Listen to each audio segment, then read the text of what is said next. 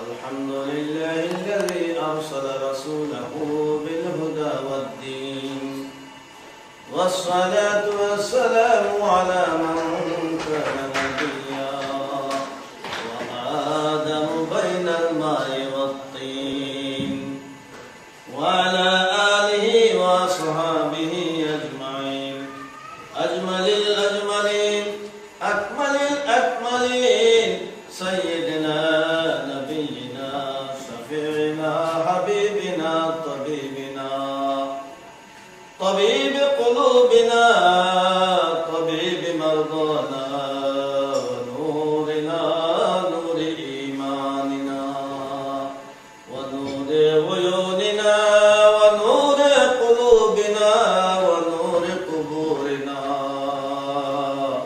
ونور ربنا ومأوانا وملجانا محمد صلى الله عليه وسلم أجمعين.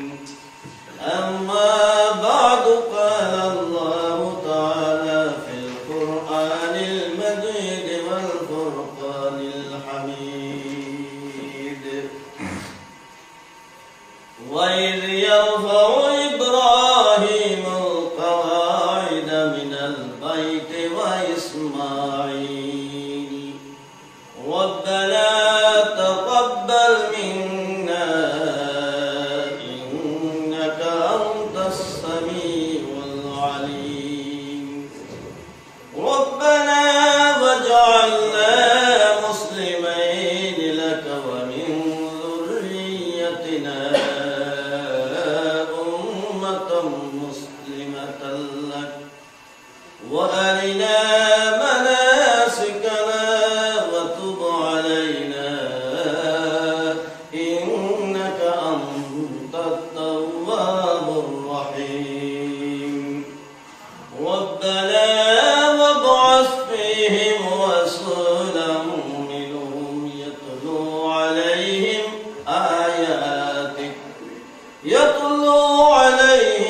آياتك ويعلمهم الكتاب والحكمة ويزكيهم إنك أنت العزيز الحكيم. صدق الله مولانا العظيم وصدق رسوله النبي الحبيب الكريم. قال الله تعالى في شان حبيبه ومحبوبه ومعشوقه ومطلوبه سيدنا محمد صلى الله عليه وسلم مخبرا ومبشرا وآمرا: إن الله وملائكته يصلون على النبي يا أيها الذين آمنوا صلوا عليه وسلموا تسليما. اللهم صل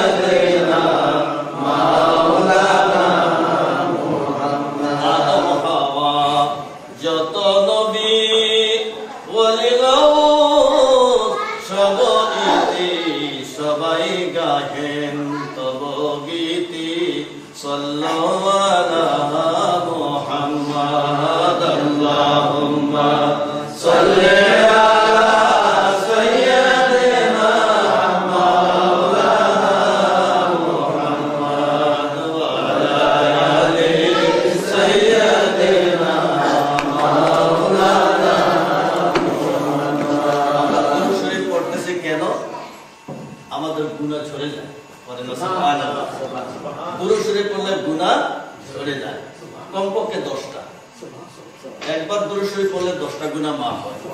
গুনার বোঝা তো মাথার মধ্যে আছে, নামাবো কিভাবে?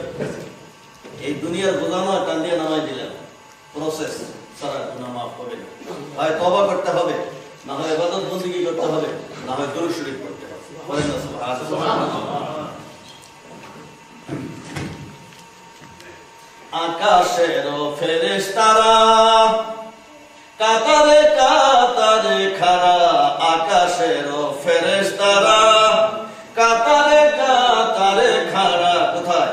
রওজা পাকে পড়েন তারা, সাল্লাল্লাহু আলা মুহাম্মাদ আল্লাহুম্মা সাল্লি আলা সাইয়্যিদিনা মাওলানা মুহাম্মাদ ওয়া আলা আলি সাইয়্যিদিনা মাওলানা মুহাম্মাদ। হাদিস শরীফ মিশকাত শরীফ খুলেন, বাবুল কারামত, হযরত ওয়াহাব ইবনে মুনাব্বির হাদিস।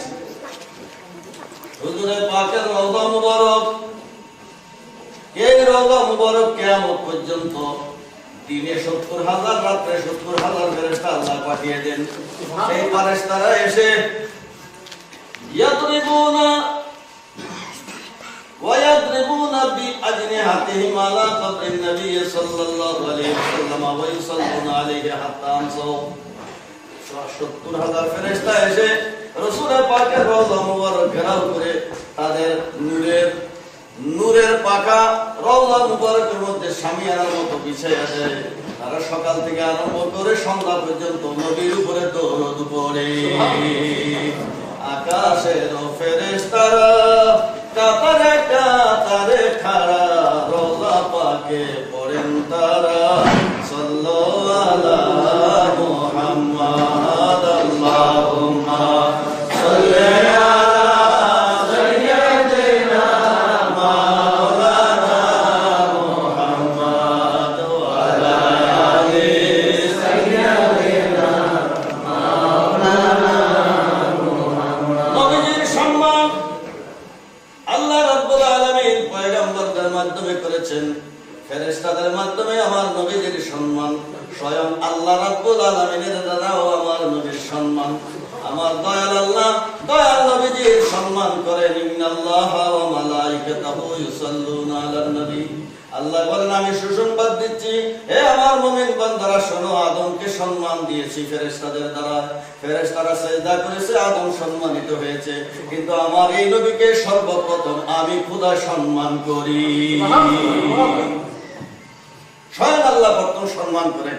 ইন্নাল্লাহা, সর্বপ্রথম আল্লাহ, দেন ওয়া মালাইকাতাহু, এরপর আমার ফেরেশতারা। কি করি, কিভাবে সম্মান দেখায়? ইউসাল্লুনা আলান নবী, কন্টিনিউয়াসলি দরুদ পড়ে আমার নবীর উপরে। সুবহানাল্লাহ। হযরত আদমের জন্য ক্ষণিক সম্মান, আমার নবীর জন্য কিয়ামত পর্যন্ত যতদিন তিনি নবী এই খেতাবে ভূষিত, ততদিন পর্যন্ত এই দুরূদ বন্ধ হবে না। স্বয়ং খোদা তাআলা বলেন, ওগো শুনো যত মুমিন দল, আমি পড়ি তোমরা পড়ো, সাল্লাল্লাহু আলা মুহাম্মাদ আল্লাহুম্মা সাল্লি আলা সাইয়্যিদিনা মাওলানা মুহাম্মাদ ওয়া আলা আলি সাইয়্যিদিনা মাওলানা মুহাম্মাদ। আল্লাহুম্মা সাল্লি ওয়া সাল্লিম ওয়া বারিক আলাইহি। আজকের এই পবিত্র মিলাদুন নবীর মাহফিল, বাংলাদেশে মুসলমান ভাই ও বোনেরা বাংলাদেশ ছেড়ে এখানে আসছেন। আজকের এই পবিত্র মাহফিলের আয়োজকদের পক্ষে যিনি চেয়ারম্যান, সভাপতি, সম্মানিত সভাপতি সাহেব, ব্যবস্থাপনা কমিটি, আজকের সম্মানিত উপস্থিতি, ব্রাদার এন্ড সিস্টার লাইক সুন্নি মুসলমান অডিয়েন্স, আসসালামু আলাইকুম ওয়া রাহমাতুল্লাহি ওয়া বারাকাতুহু। আজকে মানুষ কম, কিন্তু আমরা এগুলিতে কোনো পরোয়া করি না। আমাদের একটা উল্টা হিসাব আছে। সেই হিসাবটা হলো কি, বাংলাদেশে যদি 13 কোটি মানুষ হয়, তাহলে সুইডেনের মধ্যে 13 কোটি লোকের রিপ্রেজেন্টেটিভ আপনারা 5,000 বাংলাদেশের রিপ্রেজেন্টেটিভ। এই 5,000-এর মধ্যে ডিভিশন করেন, বাংলাদেশের মধ্যে যদি 13 কোটি লোক একটা মাহফিলে থাকে, তাহলে স্টকহোমের মধ্যে 5,000 লোক তার সমান হবে। সুতরাং আপনারা এক একজনে হাজার হাজার লোকের রিপ্রেজেন্টেশন করতেছেন। সুতরাং আজকে আপনাদের মানুষ কম আর বেশি নাই, আমাদের বড় কথা নয়। You are the representative of Bangladesh. এই হিসাবে আপনাদের কাছে 2-4টা কথাবার্তা বলে যাব। আমরা মাস্টার মানুষ, আমরা শিক্ষক মানুষ, আমরা ছাত্রদেরকে শিখাই, পিটাইয়া বাটাই হইলেও শিখাই। যে পর্যন্ত না বুঝে সেই পর্যন্ত আমরা এগুলিকে শরবত বানাই হইলেও খাওয়াইয়া দিই। ঢাকা ইউনিভার্সিটির একজন প্রফেসর, ইসলামিক হিস্ট্রি, আমার মাদ্রাসায় শিক্ষিত। আমিও সামান্য ছোটখাটো মাদ্রাসা, school, college, university, BCS, career, banking ইত্যাদি অনেকগুলি পূজাবাজি আছে, সবগুলি ছেড়ে দিয়েছি। আল্লাহ এবং আল্লাহ রসুল হলো সবচেয়ে বড় সম্পদ। করেন আলহামদুলিল্লাহ। সামান্য কিছু কথাবার্তা বলবো নবী করিম সাল্লাল্লাহু আলাইহি ওয়াসাল্লামের উপরে। In the light of holy Quran, কোরআন মজিদের মধ্যে নবী করিম সাল্লাল্লাহু আলাইহি ওয়াসাল্লামকে কিভাবে আল্লাহ তাআলা উপস্থাপনা করেছে সেটা আমরা কিছু দেখব। সর্বপ্রথম ইমাম সাহেব আলহামদুলিল্লাহি রাব্বিল আলামিন পড়েছেন সূরা ফাতিহা উম্মুল কোরআন। আলহামদুলিল্লাহ দিয়া কেন আল্লাহ শুরু করলেন? কোরআন শরীফের শুরু আলহামদুলিল্লাহ কেন? এই প্রশ্নের জবাব কি? এই প্রশ্নের জবাব পাবেন আমার দয়াল নবীদের সৃষ্টি। নবী করিম সাল্লাল্লাহু আলাইহি ওয়াসাল্লামকে যখন সৃষ্টি করলেন, এর কোটি কোটি বছর পরে হযরত আদম আলাইহিস সালামকে সৃষ্টি করলেন। আমার দয়াল নবীজি নূরে মুহাম্মদে সৃষ্টি হয়ে সর্বপ্রথম বলেছিলেন আলহামদুলিল্লাহ। সুবহানাল্লাহ। আমার হুজুর নূরে মুহাম্মদে সৃষ্টি হয়ে একটা সিজদা করেছিলেন, সেই সিজদার মধ্যে আমরা করি সুবহান রাব্বিয়াল আ'লা। আমার হুজুর বলেছিলেন আলহামদুলিল্লাহ। আল্লাহ বলেন ওয়ালিহাযা খালাকতুকা ওয়া সাম্মাইতুকা মুহাম্মাদা। হে আমার প্রিয় হাবিব, আপনাকে আমি পয়দা করেছি কেন? আপনি আলহামদুলিল্লাহ বলবেন, আমার প্রশংসা করবেন, এই জন্য আমি আপনাকে। আমি খোদার মহিয়ান, আমি খোদার মহিমা গাইতে পারে আরেক মহিয়ান না হইলে সম্ভবপর নয়। সাধারণ মানুষে যেমন প্রধানমন্ত্রীর সম্মান দিতে পারে না, একজন মন্ত্রী হইলে কাছাকাছি হয়। আল্লাহ বলে আমার সৃষ্টির মধ্যে আমার কাছাকাছি যিনি, তিনি আমার প্রশংসা করতে পারে। হে আমার হাবিব, হামদ হলো প্রশংসা।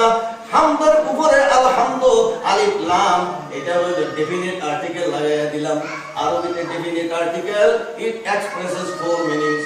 একটা হলো ইস্তিগরাক, আরেকটা হলো জিন্স, আরেকটা হলো আহদে যিহনি, আরেকটা হলো আহদে খারিজি। 4 অর্থ ব্যবহৃত হয়। আলহামদুলিল্লাহ সমস্ত প্রশংসা এক অর্থ, এটা হলো ইস্তিগরাক, যেটা আমরা সাধারণ মানুষে করি। কিন্তু যারা আলেম তারা বলে না, এটা তো সাধারণ মানুষের প্রশংসা দিয়ে খোদা কি করবে। আলিফ লাম আরেক রকম হয় জিনসি কমন নাউন হিসাবে। না, এখানে কমন নাউন উপযুক্ত হবে না, কি হিসাবে? আরেকটা আছে আহাদে যিহনি। আহাদ মানে উল্লেখ, যিহন মানে অন্তরে। অন্তরে অন্তরে যার কথা আছে তার নামে আলিফ লাম বসাইয়া ওনাকে মুরাদ নেয়। যেমন আপনাদের সুইডেনের মধ্যে ইএন বা কি একটা শব্দ লাগাইয়া সেখানে প্লুরাল বানায়। সিঙ্গুলার প্লুরালের মধ্যে যেমন পার্থক্য করার জন্য একটা ইএন পরে দিয়া লাগাইয়া দেয়, তেমনি ভাবে আলিফ লাম কোন একটা শব্দের পূর্বে লাগাইলে একটা জিনিসকে, নির্ধারিত জিনিসকে মিল করে।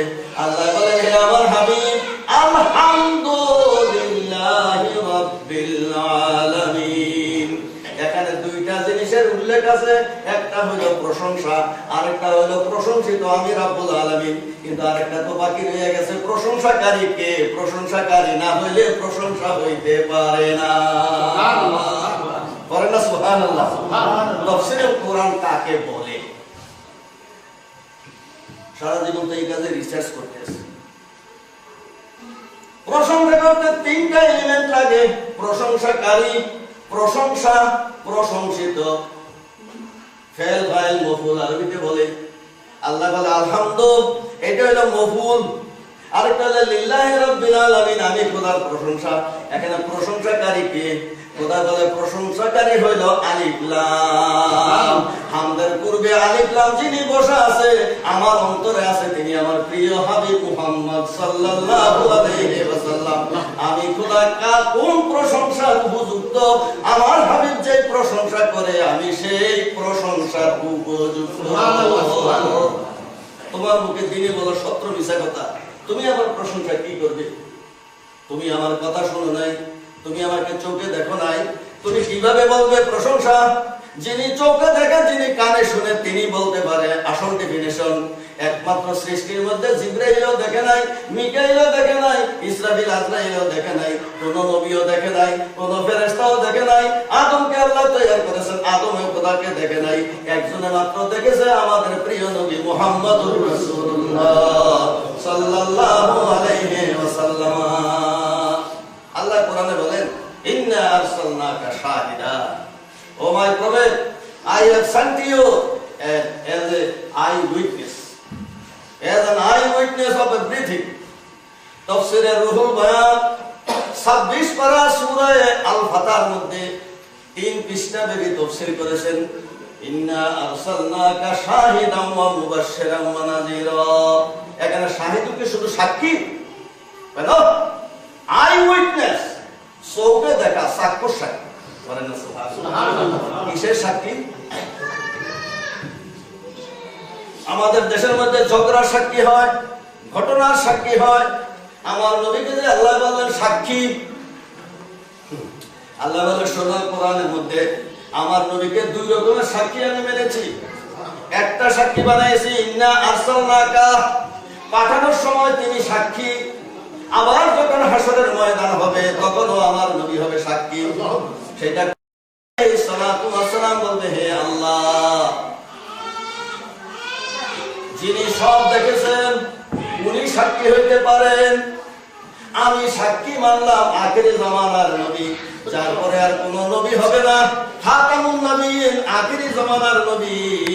যারা কাদিয়ানী নয়, সত্যিকারের মুসলমান, তারা আখিরি জামানার নবীকে শেষ নবী বলে বিশ্বাস করবে না, মুসলমান হইতে পারবে না। আখিরি জামানার নবীকে আমি সাক্ষী মানলাম, উনি বলবে আমি পৌঁছাইছি কিনা। হযরত নূহ আলাইহিস সালাম আমার হুজুরের 5000 বছর আগের নবী, আমার হুজুর যাইয়া বলবে হে আল্লাহ আমি সাক্ষী দিচ্ছি হযরত নূহ আলাইহিস সালাতু ওয়াস সালাম তাদের কাছে তোমার হেদায়েত বাণী পৌঁছাইছেন। তখন আল্লাহ বলবেন হে আমার হাবিব, আপনি যে সাক্ষী হইলেন বলেন কেমনে? আই উইটনেস হইতে হয়। আমার হুজুর বলবেন বারেলাহি, তুমি তো জানো তুমি আমাকে সৃষ্টি করেছো, কোথা থেকে কোথায় স্থানান্তর করেছো। প্রথম আমাকে নূরের স্তম্ভ বানিয়েছো, তারপরে ময়ূরের সুরত দিয়েছো, তারপরে আকাশের তারকা বানিয়েছো, তারপরে আদম নবীর কোবালের মধ্যে দিয়েছো। আদম নবীর সঙ্গে আমি দুনিয়াতে আসছি, দুনিয়াতে আসবার আগে আমি তারকা হিসেবে ছিলাম। আমার এই বইখানা নূর নবী রাসূলের পাকের short history, life history, analytical সবগুলির ব্যাখ্যা আছে। হে আল্লাহ, তুমি কোরআন মাজিদের মধ্যে বলেছো আমাকে তুমি তারকার সুরতে রেখেছো, আমি তোমার থেকে শিখেছি 1008 কোটি বৎসর। চতুর্থ আকাশে আমি নূর হিসেবে বিদ্যমান ছিলাম, নূরের তারকা না যালিকাল কাউকাবিয়া জিবরাইল। 1008 কোটি বৎসর আমি নূরের তারকা হয়েছিলাম। তার মধ্যে 5004 কোটি বৎসর, 5004 কোটি বৎসর আমি কিয়াম করেছিলাম। 5004 কোটি বৎসর পর্যন্ত আমি দাঁড়ানো অবস্থায় ছিলাম, তোমার তারই প্রশংসা করেছি। আর 5,04,000 বৎসর সেজদার মধ্যে কাটিয়েছি। আমি নবীর নাম আউয়াল আখির জাহির বাতিন, আমি কেমনে জাহির হইলাম কেমনে বাতিন হইলাম খোদা, সেই জগতের মধ্যে আমি 504 কোটি বছর পর্যন্ত ছিলাম জাহির, 504 কোটি পর্যন্ত ছিলাম বাতিন। হে খোদা, আমি সেই সময়ের মধ্যে সবকিছু নূরের নজরে দেখেছি। তারপরে হযরত আদমের কোলে যখন দিলে, ওনার সঙ্গে আমি জান্নাতে গেলাম। আলা উহবিতুমা আদামা ইলাল আরদ, আমি তো হযরত আদমের সঙ্গে জান্নাত থেকে দুনিয়ার মধ্যে গিয়েছি। হযরত আদম কিভাবে আরাফাতের ময়দানের মধ্যে কান্নাকাটি করেছেন, রব্বানা যালামনা বলেছেন, আমি শুনেছি। হযরত আদম শেষ পর্যন্ত কি বলে তোমার থেকে ক্ষমা পেয়েছেন তাও আমি শুনেছি। হযরত আদম আলাইহিস সালাম বলেছিলেন, আল্লাহুম্মা ইন্নী আসআলুকা বিহাক্কি মুহাম্মদ, হে আল্লাহ 300 বছর তোমাকে ডাকলাম, তুমি আমার ডাক শোনো না। প্রপার চ্যানেল ভুলে গেলাম, দরখাস্ত কেন মঞ্জুর হয় না? এখন প্রপার চ্যানেল দিয়ে তোমার কাছে আমি ফরিয়াদ করি, এতদিন তোমার কাছে ডাকি সরাসরি তুমি কবুল করো না। এখন তোমার আখিরি জামানার নবীকে উসিলা দিয়ে আমি তোমার কাছে মাফ চাই, তুমি আমাকে আমার তওবা কবুল করে নাও। হে আল্লাহ, আমার তো স্মরণ আছে, তুমি তো জানো। সেই সময় তুমি তো বলেছিলে আদম আলাইহিস সালামকে, যখন আদম আলাইহিস সালাম আমার নাম নিয়ে, আমি আল বিদায়া ওয়ান নিহায়া কিতাব থেকে 16 খণ্ড সবগুলো আমার স্টাডি আছে। হে আল্লাহ, তুমি যখন আদম আলাইহিস সালামকে বলেছিলে, হে আদম, তুমি এখন দুনিয়ার মধ্যে যার নাম তুমি নিলে, আল্লাহুম্মা ইন্নী আসআলুকা বিহাক্কি মুহাম্মদ, এই মুহাম্মদ, ফাকাইফা আরাদতা ইসমা মুহাম্মদ ওয়া লাম ইয়াখলুক বাদু, এখনো তিনি আত্মপ্রকাশ করেন নাই। হে আদম, তুমি কিভাবে চিনলা? হে আল্লাহ, তুমি তো জানো। তখন আদম আলাইহিস সালাম কি বলেছিলেন তোমার কাছে তাও আমি শুনেছি। করেন সুবহানাল্লাহ। আমার হুজুরের লাইফ হিস্টরি হুজুরের জবানে শুনেন, আমরা কি বলবো? হে আল্লাহ, তখন আদম আলাইহিস সালাম বলেছিলেন, ইলাহি লাম্মা খালাকতানি বিয়াদাইকা ওয়া নাফাখতা ফিয়া মির রূহিকা, হে আল্লাহ, তুমি যখন আমাকে তোমার কুদরতের হাতে আমি আদমকে সৃষ্টি করলে আর আমার মধ্যে তুমি রূহ দিলে, আমি মানুষ হয়ে গেলাম। ফানাযারতু ইলা কাওয়ামিল আরশ ফাওয়াজাদতু হিনা মাকতুবান লা ইলাহা ইল্লাল্লাহ মুহাম্মাদুর রাসূলুল্লাহ সাল্লাল্লাহু আলাইহি ওয়াসাল্লাম, হে আল্লাহ, আমি যখন মানুষ হয়ে তোমার আরশের দিকে নজর করি, তখন একটা সাইনবোর্ড দেখতে পাই, সেই সাইনবোর্ডের লেখা আছে লা ইলাহা ইল্লাল্লাহ মুহাম্মাদুর রাসূলুল্লাহ সাল্লাল্লাহু আলাইহি ওয়াসাল্লাম। করেন না সুবহানাল্লাহ। আমার হুজুরের লাইফ হিস্টরি আমার হুজুরের জবানে শুনেন, হুজুর কি কাহানি উনকি জবানি। হযরত আদম আলাইহিস সালাম সেই সময় বলেছিলেন, হে আল্লাহ, হে আল্লাহ, তুমি তো জানো। হযরত আদম আলাইহিস সালাম কি বলেছিলেন? তিনি বলেছিলেন, ইলাহি ইন্নাকা লাম তুযিব ইসমান ইল্লা আহাব্বাল খালকি ইলাইকা, হে খোদা, তোমার নাম লা ইলাহা ইল্লাল্লাহ, এর সাথে কার নাম যোগ হইতে পারে? তুমি তো মহিয়ান দরিয়ান আনকারালাম, তোমার নামের সামনে যার নাম বসাইছো, তোমার সবচেয়ে বেশি প্রিয় না হইলে সেই নাম বসতে পারে না। আমি আদমের নাম নাই, নূহ নবীর নাম নাই, কারো নাম নাই, কোন ফেরেশতার নাম নাই, জিবরাইলের নাম নাই, আরশের নাম নাই, কুরসির নাম নাই, লৌহ কলমের নাম নাই, কিছুর নাম নাই। যে নাম তোমার নামের সঙ্গে লাগিয়েছো, আমি বুঝতে পেরেছি উনি সবচেয়ে তোমার প্রিয়। তোমার সেই প্রিয় হাবিবের উসিলায় আমি আদমকে ক্ষমা করে দাও। তখন আদম, আমার হুজুর পাক বলেন, আল্লাহ, তুমি তো নিজেই জানো। তখন তুমি কি বলেছিলে? তুমি তো বলেছিলে, সাদাক্তা ইয়া আদম, হে আদম, তুমি ঠিক বলেছো। আমার নামের সঙ্গে যার নাম মিশিয়েছি, উনি আমার সবচেয়ে প্রিয়। হে আদম, তুমি একটু নজর করে দেখো, লা ইলাহা ইল্লাল্লাহ 12 হরফ, মুহাম্মাদুর রাসূলুল্লাহ 12 হরফ। লা ইলাহা ইল্লাল্লাহর মধ্যে 12 হরফের মধ্যে কোনো নকতা নাই, মুহাম্মাদুর রাসূলুল্লাহর মধ্যে কোনো নকতা নাই। 12 12 24। লা ইলাহা ইল্লাল্লাহ মুহাম্মাদুর রাসূলুল্লাহ, দুইটা মিলে তাওহীদ ও রিসালাত মিলে ঈমানি কলমা হয়েছে। These two, by these two, ঈমান was formulated. দুই জিনিসের নাম হলো ঈমান, এক জিনিসের নাম ঈমান নয়। হে আদম, লা ইলাহা ইল্লাল্লাহর মধ্যে মুহাম্মাদুর রাসূলুল্লাহর মধ্যে একবার আছে মুহাম্মদ নাম, দুইবার আছে আল্লাহ নাম। সুবহানাল্লাহ। তাফসীরে রুহুল বয়ানে এই হিকমতটা বয়ান করেছেন। নকতা রহস্যটা কি? লা ইলাহা ইল্লাল্লাহ, this sentence was made friend by Allah, not by us. এখানকার মধ্যে আল্লাহর নাম দুইবার কেন, মুহাম্মাদের নাম একবার কেন? প্রথম লা ইলাহা ইল্লা আল্লাহ, আল্লাহর পরে দিয়া মুহাম্মদ রাসূলুল্লাহ, আল্লাহ এবং মুহাম্মদ নাম একসাথে মিশে আছে, কোনো দাড়ি কমা নাই, কলম নাই, সেমিকোলন নাই, কিছুই নাই। করে না সুবহানাল্লাহ? এর কেমনে মিলিয়ে রাখছে। লা ইলাহা ইল্লাল্লাহ আসলে দুইটা সেন্টেন্স, কিন্তু আল্লাহ বলছে না, দুই সেন্টেন্স নয়, এক সেন্টেন্স।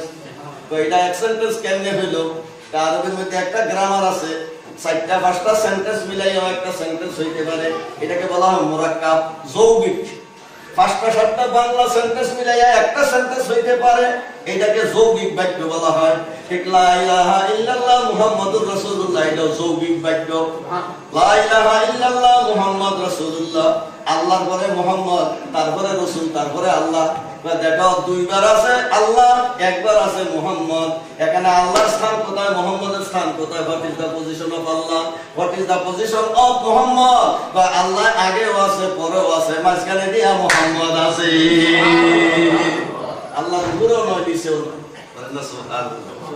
মুহাম্মদ সাল্লাল্লাহু আলাইহি ওয়াসাল্লামের স্থান কেউ যদি বলে আল্লাহ থেকে বড়, সে কাফের। যদি বলে যে আল্লাহ রাব্বুল আলামিনের থেকে তুচ্ছ, তাহলে সেও কাফের হয়ে যাবে। আমার রাসূল আনকারানা, সৃষ্টির মধ্যে আমার হুজুর হলো লা শরীক, আর আল্লাহ হলেন স্রষ্টা হিসেবে লা শরীক। মাওলানা আবুল কালাম আজাদ তার তাফসীর তরজমানুল কুরআন, সেখানে লিখেছে আমার নবী সৃষ্টির মধ্যে অতুলনীয়, লা শরীক, আমার হুজুরের মতো আর কোন সৃষ্টি নাই।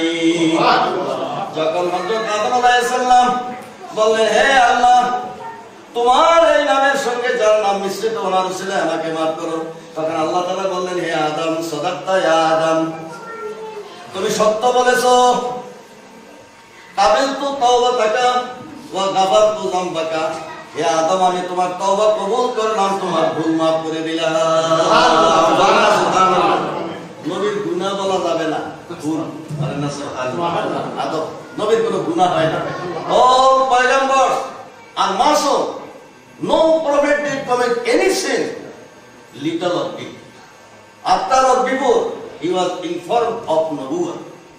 নবুয়তের সংবাদ পাওয়ার আগেও নয়, নবুয়তের সংবাদ পাওয়ার পরেও নয়, অর্থাৎ সমস্ত আম্বিয়ায়ে কেরাম আজন্ম নিষ্পাপ। সুবহানাল্লাহ। আদম আলাইহিস সালামও নিষ্পাপ, একটা ভুল হয়ে গেছে। রোজার মাসের মধ্যে ভুল করলে এক ভুলে পাপ হয়, আরেক ভুলে পাপ হয় না। পারে না? সুবহানাল্লাহ। একই জিনিস, একজনে এক ফোঁটা পানি খেয়ে ফেলল, এইটা রোজা ভঙ্গ হইতেও পারে, নাও হইতে পারে। যদি ইচ্ছাকৃতভাবে এক ফোঁটা পানি খায়, রোজা ভেঙে যাবে।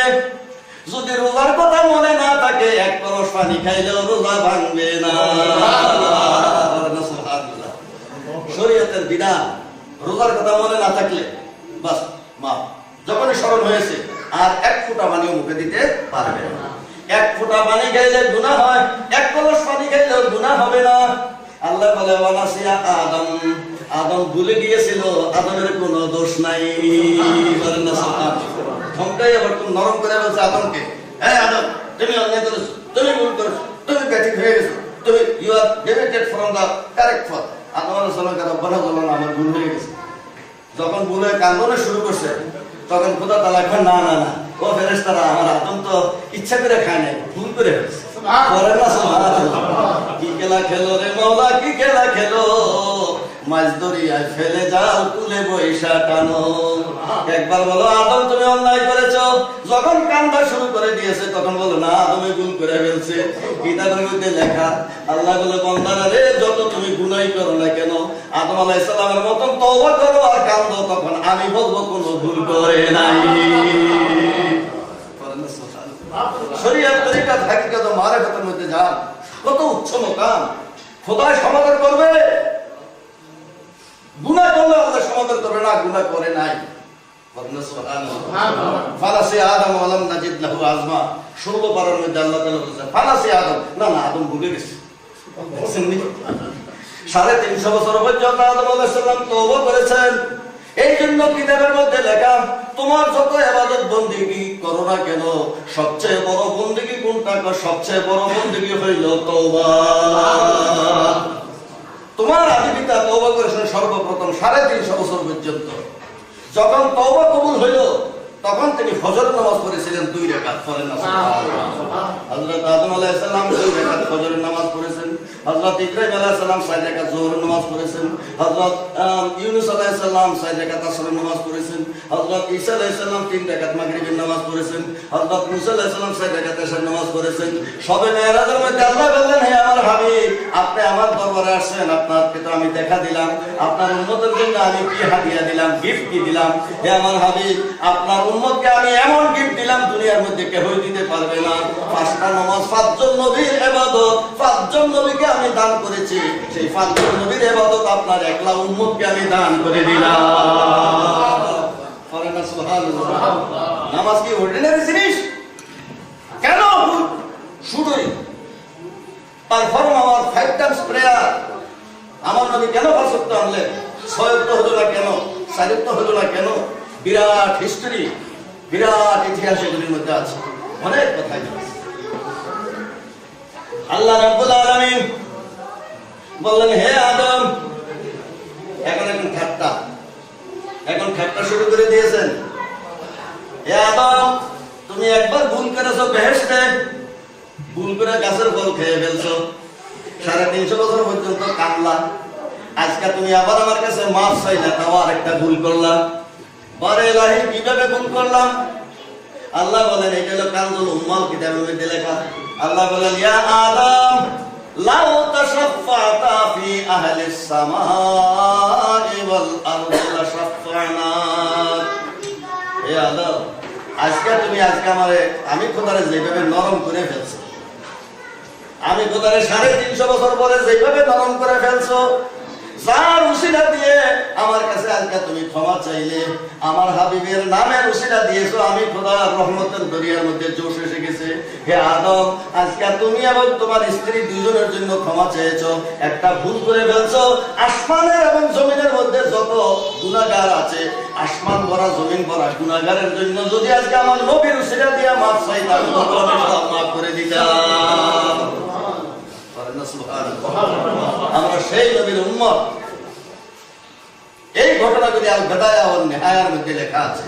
আল্লামা ইবনে কাসির in 774 he wrote this book in 17 or 16 volume, 16 ভলিউমের মধ্যে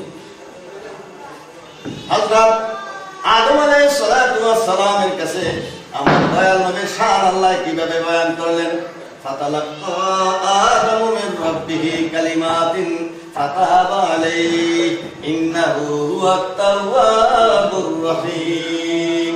তাফসীরে রুহুল বায়ান, তাফসীরে রুহুল মানি, তাফসীরে কাশফ, তাফসীরে বাইজাবি, আমরা পড়াই ছাত্রদেরকে। সেখানে এই riwayatগুলি আছে, বর্ণনাগুলি আছে। আমার নবী করিম সাল্লাল্লাহু আলাইহি সাল্লামের শান সমস্ত নবীদের উপরে। পড়েন না সুবহানাল্লাহ।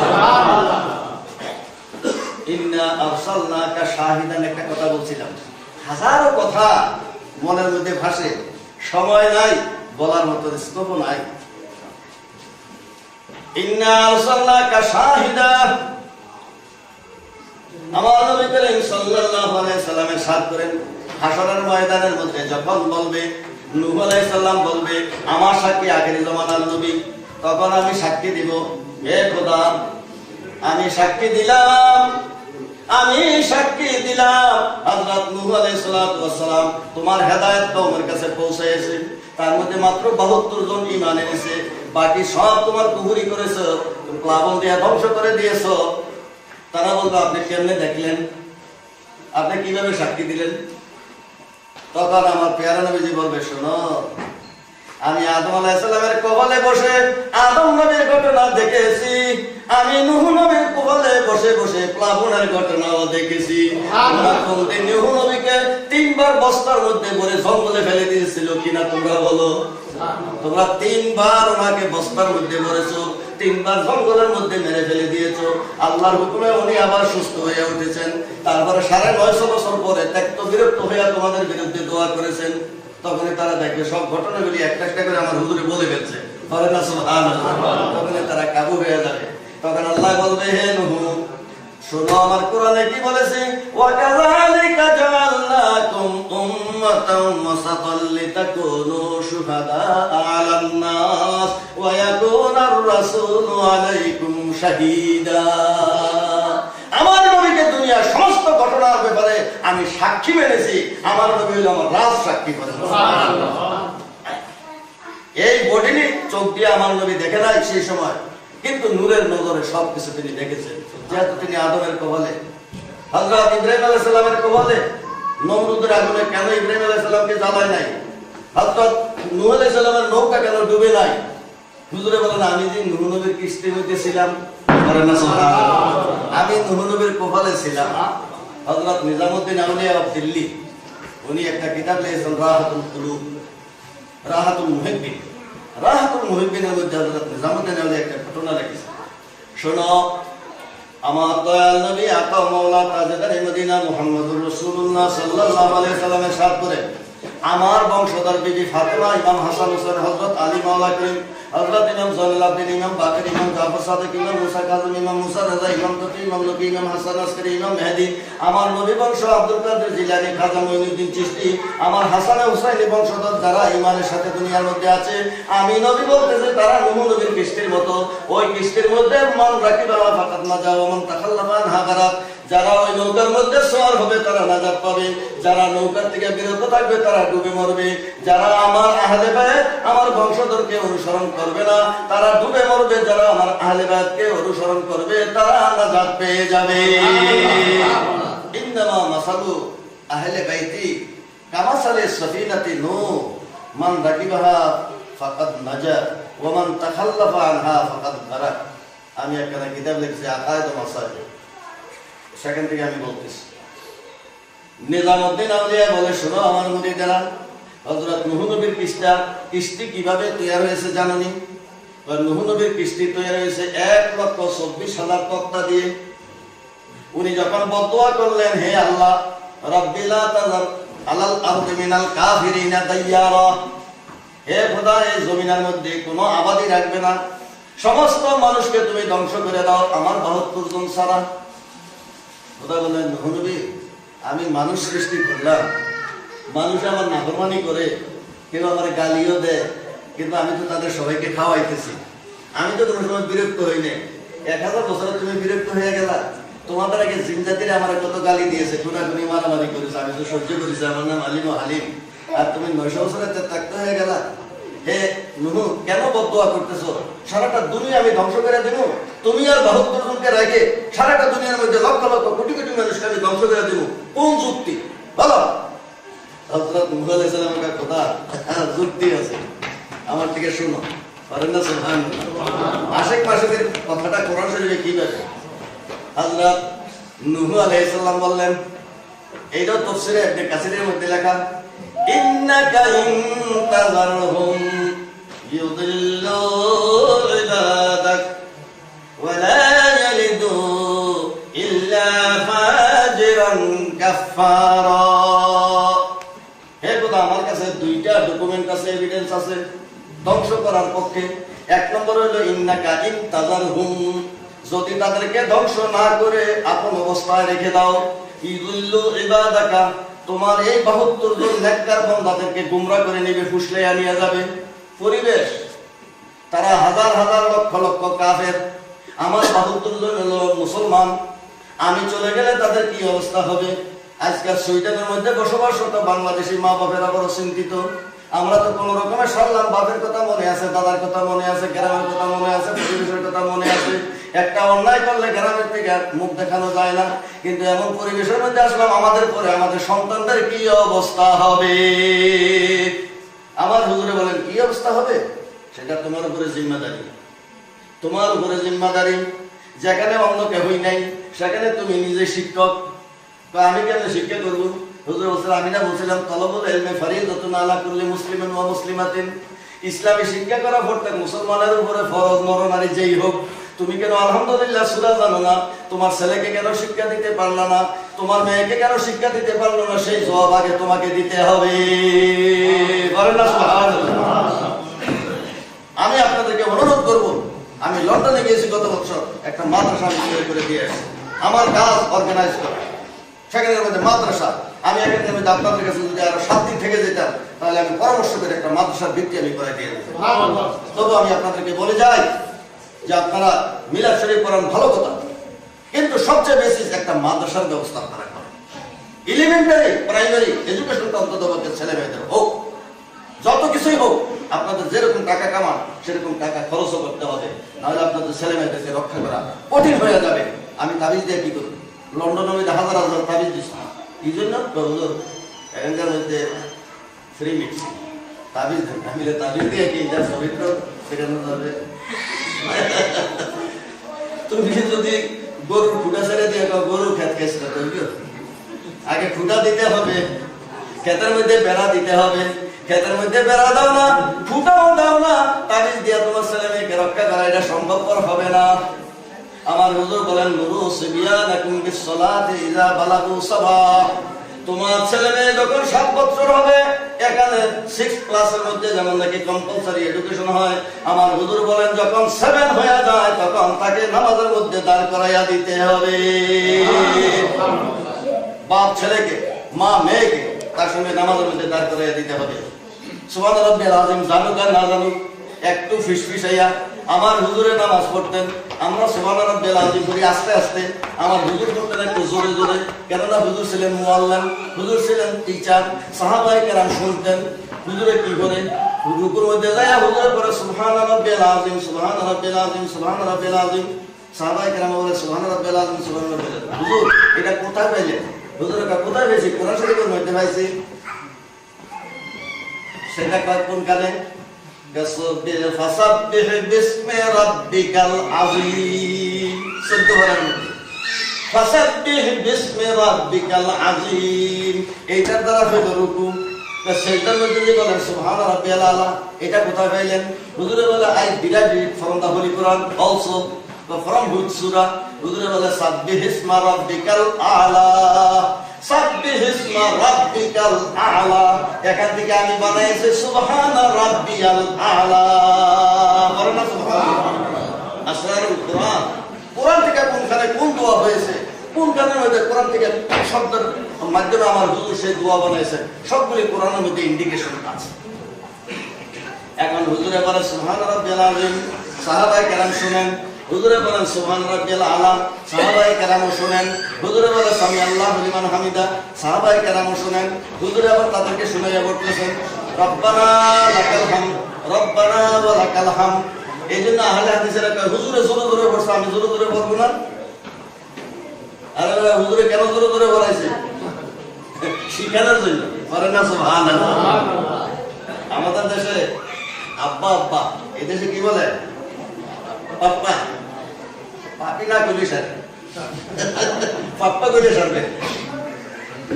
পাপ্পা হোক আব্বা হোক, প্রথম মায় শিখায়। বাংলাদেশে হইলে ঠাট্টা করে শাসি লেডিরা, তোমার আব্বা কই, কিন্তু মায় বর্তমানে বল আব্বা আব্বা আব্বা, আব্বু আব্বু আব্বু আব্বু। এটা মায় আগে শিখায়, যে মায় আগে শিখায় সন্তানকে, নবী শিখায় উম্মতকে, টিচারে শিক্ষায় ছাত্রকে, ফিরে শিক্ষায় মুরিদকে, আর আলেমেরা শিক্ষায় সাধারণ মানুষকে। বলেন না সুবহানাল্লাহ। মা বাপে শিক্ষা দিবে সন্তানকে, বাপে শিখাইবে ছেলেকে, মায়ে শিখাইবে মেয়েকে। এমনি ভাবে মুখে মুখে শিখে যাবে। বিবি ফাতেমা কোন মাদ্রাসায় পড়েছেন, হযরত আয়েশা সিদ্দিকা কোন মাদ্রাসায় পড়েছেন, খাদিজাতুল কুবরা কোন মাদ্রাসার ছাত্রী, হযরত রাবিয়া বসরি কোন মাদ্রাসার ছাত্রী, উম্মে সালমা কোন মাদ্রাসার ছাত্রী। সারা জাহানের মুসলমানদের নেত্রী হলেন পাক পাঞ্জাতন আমার হুজুরের বিবি। বলেন না সুবহানাল্লাহ। আমার হুজুরের সোহবতে থেকে ওনারা হয়েছেন আলেমা, ফাযিলা, তাহেরা, মুতাহহারা, তাইয়্যিবা, তাহেরা, আলেমা, জাহিদা, আবেদা, সায়েমা, রাকিয়া, সাজিদা। বলেন না সুবহানাল্লাহ। আমার হুজুরের সোহবতে। নেপোলিয়ন বলছিল, give me a good mother, I will give you a good nation. হিটলারের বর্তমান বলছিল, lebensraum, I need more space. Rhine নিব, ফ্রান্স নিব, পোল্যান্ড নিব, জার্মানি নিব, তারপর রাশিয়া নিব। সমস্ত মেয়েদেরকে বলল, O women, go out from your kitchen and join army. যখন দেখা গেল জুতার ফ্যাক্টরি উন্নতি হয়ে যাচ্ছে, আর্মি উন্নতি হয়ে গেছে, ঘরের অবস্থা ডেটেরিয়েট করতেছে, স্বামী স্ত্রীকে মানে না, স্ত্রী স্বামীকে মানে না, ইন্ডিপেন্ডেন্স দাবি করে বসলো, দেশ খারাপ হয়ে গেল। তখন হিটলারে বললো, O women go to the kitchen, তোমরা যেখান থেকে আসছো আবার তোমরা সেখানে ফিরে যাও। ইসলামের কথা মানতেই হবে একদিন না একদিন, অনেক with all compensation, many compensation দিয়ে সেটা মানতেই হবে। কিন্তু আমার দয়াল নবী বলছিলেন, আমি যা বলেছি এটার উপরে তোমরা কায়েম থাকো, মহিলারা রাজি থাকো, পুরুষরা রাজি থাকো। তুমি কে? জান্নাতের সরকার মা ফাতেমা। তুমি কে? খাদিজাতুল কুবরা জান্নাতের মধ্যে। তুমি যদি জান্নাতে যেতে চাও হযরত ফাতেমাকে অনুসরণ করে যেতে হবে। ওনাকে ভায়োলেট করে তুমি জান্নাতে যেতে চাও, অসম্ভব। It is quite impossible.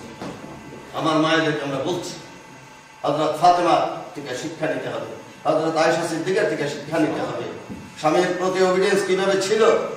হযরত আয়েশা সিদ্দিকা বলেন, আমি অত্যন্ত ভাগ্যবতী, হুজুর আমার সিনার মধ্যে ইন্তেকাল করেছে, আমার ঠোঁটের সঙ্গে হুজুরের ঠোঁট লেগেছে, আমার মুখের লালার সঙ্গে হুজুরের লালা লেগেছে, আমি মেসওয়াক সবাইয়া দিয়েছি, আমার হুজুরের সেই মেসওয়াক চিবাইয়েছে।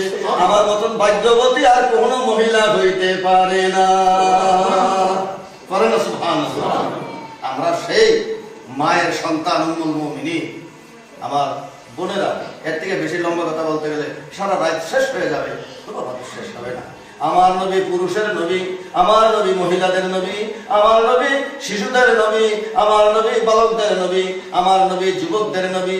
আমার হুজুর যখন হিজরত করে মদিনা শরীফ গেলেন, যুবকেরা রাস্তার গলিতে গলিতে, মুসলিম শরীফ দ্বিতীয় খণ্ড 265 পৃষ্ঠার মধ্যে হাদিস কানা আছে, ওয়াল আতফালু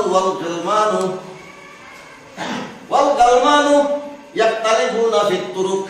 রাস্তার গলিতে গলিতে তারা মিছিল করতে আরম্ভ করলো। হুজুর আসছে খবর শুনে, হুজুরকে দেখে না এখন। মহিলারা ঘরের ছাদে উঠে গেল। ওয়ান নিসা ওয়ার রিজালু সাউদু আলা আলা সাকফিল বুয়ুত, ঘরের ছাদের মধ্যে উঠে গেল। সেখানে যায় তারা বলে, তালাল বদরু আলাইনা মিন সানিয়াতিল বাদাই ওয়াজাবা শুকরু আলাইনা মাদালিল্লাহি দাই। করোনা সুবহানাল্লাহ। কোন আলেম আজকে যুগে এরকম একটা কসিদা বানাইতে পারে নাই। আমরা বলবি সব মানুষ মিলাদ শরীফের মধ্যে, জীবনে আমাকে কোনোদিন দেখো নাই, না দেখে আমার কলমা শরীফ পড়েছো, আজকে কেন তো পাগল হয়ে গেছো? হুজুর শুধু পাগল নয়, জীবনে চাঁদ দেখেছি, আপনার মতন এমন পূর্ণ শশী জীবনে আর নেই। হুজুরে ডাক দিলেন, আইয়াল গলমান ওয়াল খিদা আতুহিব্বুনানি, তোমরা কি আমাকে ভালোবাসো? রাস্তায় রাস্তায় কেন পাগলের মতো ঘুরতেছো? যা মুহাম্মদ ইয়া রাসূলুল্লাহ, ইয়া মুহাম্মদ ইয়া রাসূলুল্লাহ, এই স্লোগান কেন দিতেছো? আমারে তো দেখো নাই। আতুহিব্বুনানি, তোমরা কি আমাকে ভালোবাসো? কালু বালা, হুজুর আপনাকে আমাদের প্রাণ দিয়ে ভালোবাসি। আমার হুজুর বললেন, ওয়াল্লাহু ইয়ালামু ইন্না কলবি ইউহিব্বুকুম, আল্লাহ নিজে দেখতেছে আমার কলব, আমার মন তোমাদেরকে কত ভালোবাসে। আমার হুজুরের একটা শব্দ, আল্লাহু ইয়ালামু ইন্না কলবি ইউহিব্বুকুম, খোদা দেখতেছেন আমার অন্তর তোমাদেরকে কত ভালোবাসে। মদিনার যুবকেরা পাগল হয়ে গেল এই নবীর জন্য। মা বাপ সবার উপরে আমার নবীর স্থান দিল। হ্যাঁ, হাবেশাবে পড়লো, কুলিন কানা আবাউকুম ওয়া আবনাউকুম ওয়া ইখওয়ানুকুম ওয়া আজওয়াজুকুম ওয়া আশীরাতুকুম ওয়া আমওয়ালুন ইক্তারাবতুমুহা ওয়া তিজারাতুন তাখশুনা কাসাদাহা ওয়া মাসাকিন তারদাউনাহা আহাব্বা ইলাইকুম মিনাল্লাহি ওয়া রাসূলিহি ওয়া জিহাদিন ফি সাবিলি ফাতারাব্বাসু হাত্তা ইয়াতি আল্লাহু বিআমরি ওয়াল্লাহু লা ইয়াহদিল কওমাল ফাসিকিন। তোমার ঘর, তোমার বাড়ি, তোমার মা বাপ, তোমার ভাই বন্ধু, তোমার ছেলে মেয়ে, তোমার মাল দৌলত, মক্কা শরীফের মধ্যে যা আছে ওগুলির মায়ায় কেন রয়ে গেলা? আমার নবীর সঙ্গে কেন মদিনায় হিজরত করলা না? সুবহানাল্লাহ। এই হিজরতের উপলক্ষ করে এই আয়াতখানা নাযিল হয়েছে। গতকাল তাফসীরের কথা বলেছে, দড়ি নাই, তাফসীর তো সোজা জিনিস নয়। আর তাফসীর ধরলে 2-4 ঘন্টায় কি শেষ হয় নাকি? এইটা শানের ওজন কি? যারা মক্কা শরীফ থেকে হিজরত করে নাই, দৌলতের মায়ায় রয়ে গেছে, ছেলের মায়ায় রয়ে গেছে, আত্মীয় স্বজনের মায়ায় রয়ে গেছে। আমার হুজুর বললাম, তোমরা সবাই মদিনায় চলে আসো। কেউ কেউ রয়ে গেছে, আচ্ছা যাবো, আমার ঘর বাড়ি আছে, ফসল আছে, মা বাবা আছে, তেজারত আছে, ব্যবসা আছে, অমুক আছে। তখন আল্লাহ আয়াত নাযিল করলেন, হে আমার হাবিব, আমি বলবো না, আপনার দ্বারা আমি বলাবো।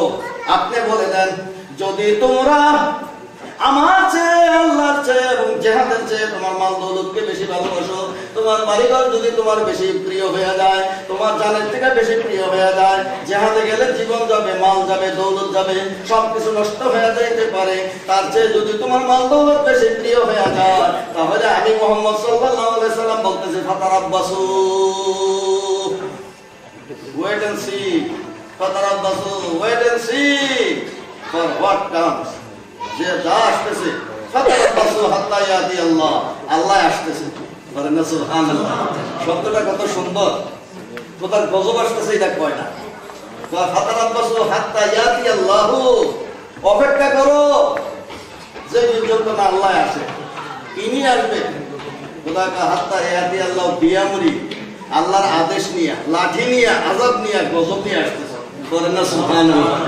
আমার নবীর সাথে খোদা কত সুন্দরতম শব্দ ব্যবহার করে, হাত্তা ইয়াতি আল্লাহ বিয়ামরি, খোদা তাআলা এখন নির্দেশ নিয়ে আসতেছে, খোদার গজব আসতেছে। তাহলে দেখা যায় নবীর প্রেম, নবীর ভালোবাসা নিজের মায়ের উপরে, বাপের উপরে, এটার অর্থটা কি? হুজুর আপনাকে ভালোবাসি, এটা নয়। ভালোবাসার তিনটা রূপ আছে, একটা হইলো কলবে, আরেকটা হইলো জবানে, আরেকটা হইলো কাজে কর্মে। কলবে দিয়ে আমার নবীকে সবার উপরে মহব্বত করো, জবানে দিয়ে আমার নবীর নাম শুনলে সাল্লাল্লাহু আলাইহি ওয়াসাল্লাম বলো। আমার হুজুরের নাম শুনে যদি তুমি চোখের মধ্যে সুমা দাও, সুরমা লাগাইলে তোমার চোখ যদি ভালো হয়, আইমন্ডমেন্ট লাগাইলে যদি চোখের পর্দা সাফ হয়, আমার হুজুরের নাম শুনে সুমা দিয়া লাগাও, তোমার চোখের পর্দা ভালো হয়ে যাবে। আমার হুজুর বললেন শুধু দুনিয়া সুরমা হিসাবে ব্যবহার করবে। মান সামিয়া ইসমি, যে আমার নাম শুনে, আপনারা দেখেছেন আমি মাঝে মধ্যে এরকম করি, এটাও পাঠ। হুজুরের পাক ৪৭টা কিতাবের মধ্যে লেখা, কিতাবুল ফেরদাউস প্রথম কিতাব, হাদিসের কিতাব, তাফসীরে জালালাইন, হাশিয়া 22 পারা, ইন্নাল্লাহা ওয়া মালাইকাতাহু ইউসাল্লুনা আলান নবী, এই আয়াতের তাফসীরের মধ্যে আল্লামা জালালউদ্দিন সৈয়দী রওয়ায়াত করেছেন।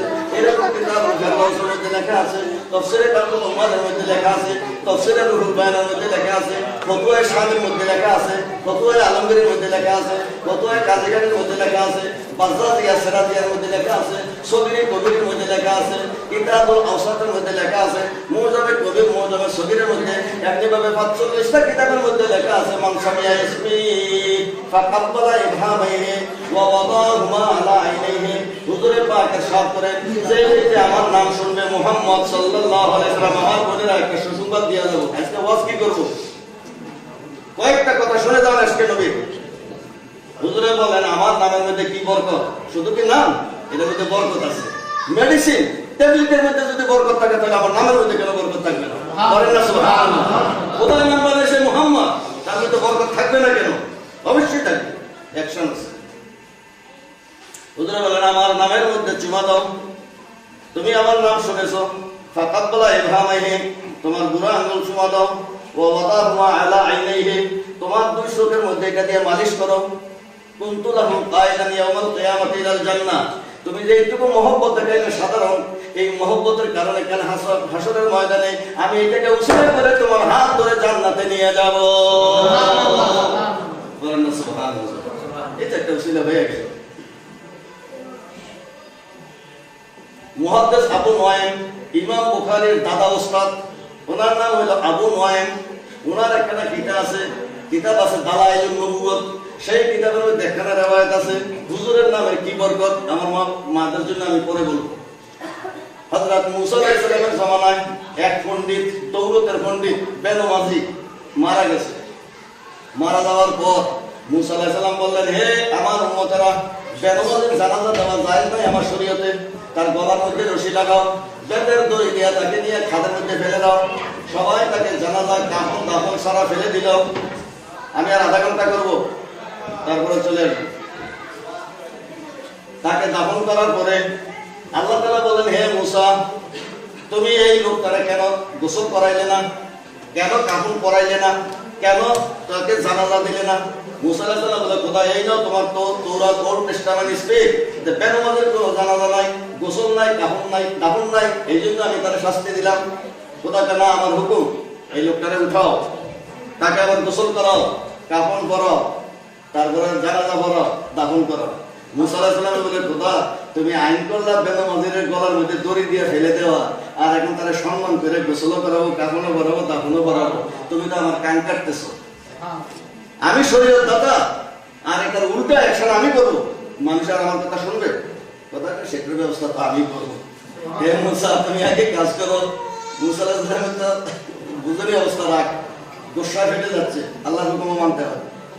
আবার কবর থেকে উঠে আনলেন, গোসল দিলেন, কাপড় পরাইলেন, জানাজা পরাইলেন, মাটি দিলেন। মাটি দিয়ে বলে খোদা এবার বলো, আগে তোমার হুকুম পালন করছি, ফার্স্ট হবে ইউর কমান্ড, তারপরে তো দরখাস্ত করার নিয়ম, এখন আমি তোমার কাছে অবজেকশন জানাইলাম। কেন এই কথাটা বললাম, আমার কান কাটলা কেন?